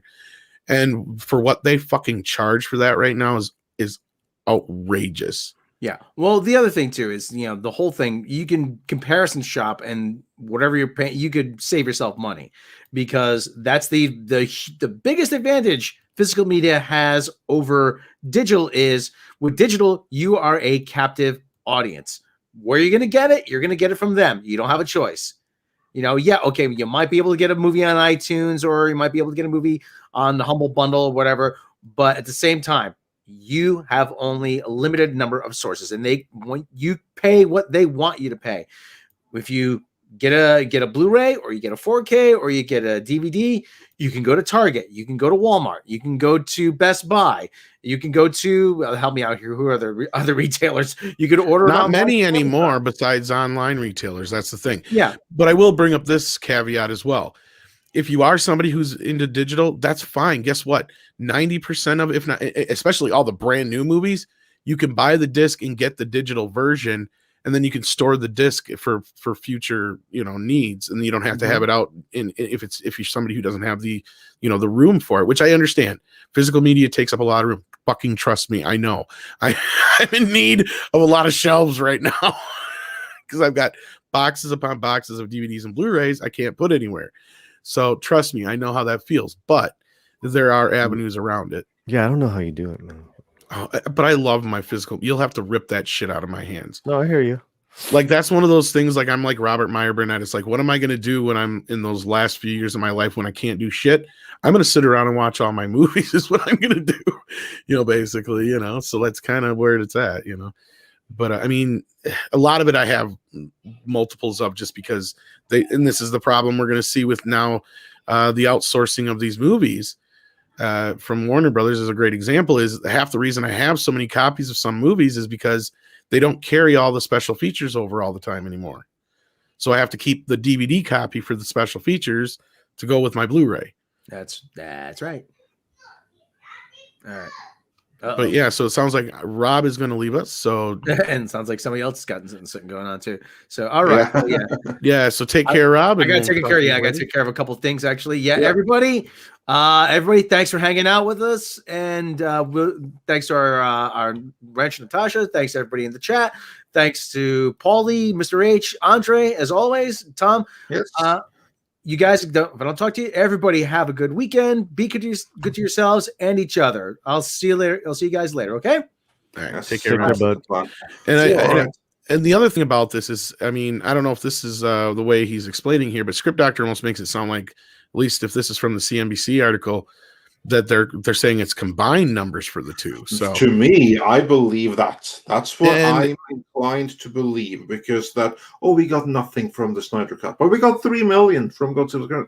I don't buy it. It doesn't pass the smell test. That they got more from Godzilla versus Kong, yeah, that passes the smell test. Well, it only passes the test by, like I said, because I could totally see 3 million people signing up for Godzilla versus Kong. Yeah, the other side of it, I can also see is that 90% of the people who were going to sign up for Snyder Cut already did. That I can also see.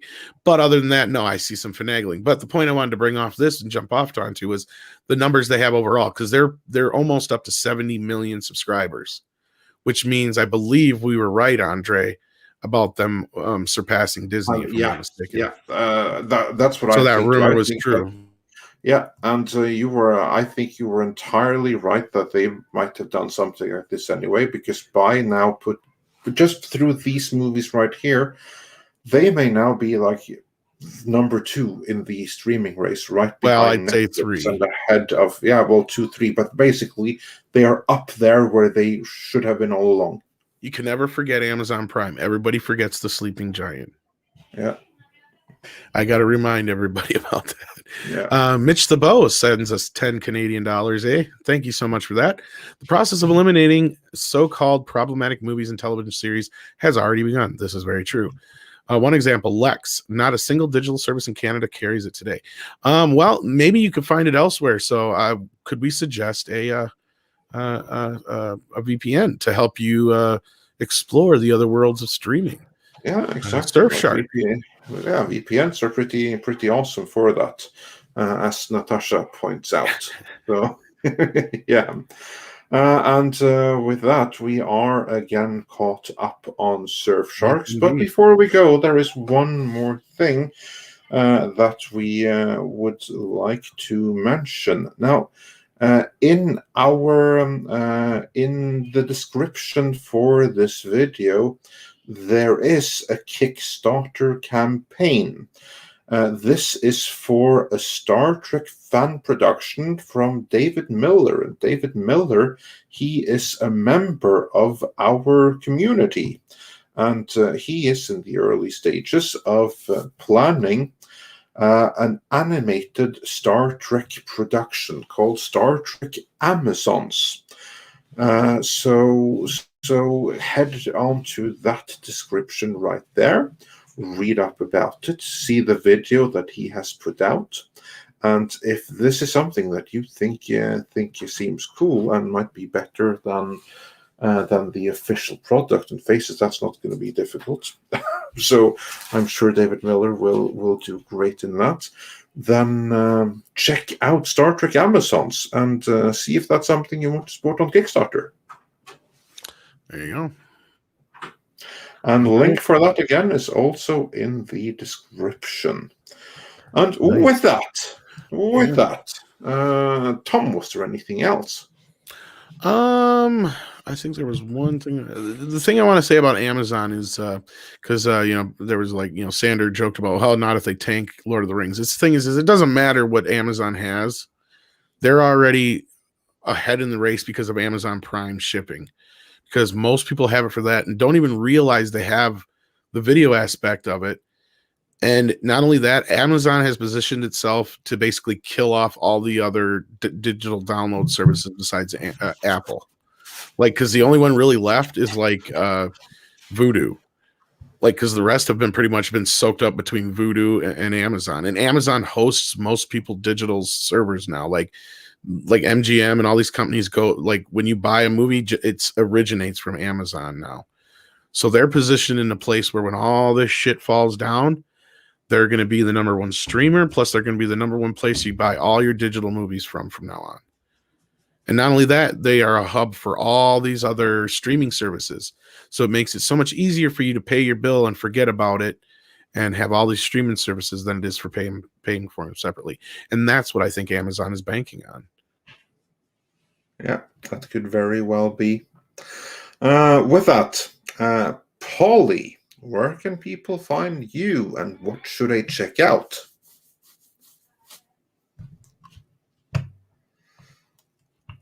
We lost Polly, but 1903 has a question for you, Andre. What was the name of that Street Fighter movie you said it was supposed to be awesome earlier? It's the Street Fighter Assassins. Brain fart. Assassins. No, you had a brain fart. Assassin's Guild. Yeah, Street Fighter Assassins something. You said it at the beginning of the show. Yeah, I know, but Assassin's Fist. Yes, there you go. Street Fighter Assassin's Fist. That is awesome. Do check it out. Paulie, are you there, brother? He is checked out, I think. Yeah, okay. Check out Latino Slant. Yeah. Check him out over at the Latino Slant. Link is in the description. I'm sure he has something coming up. He always does. Yeah, he does. Also, check out Mr. H reviews and his car channel, which is also linked to in the description. And with that, yes, I would also like to say thank you to every single one who has been here in the chat. That is watching right now, that have been watching this, and I hope you will all enjoy Mortal Kombat if you haven't seen it already. And yeah,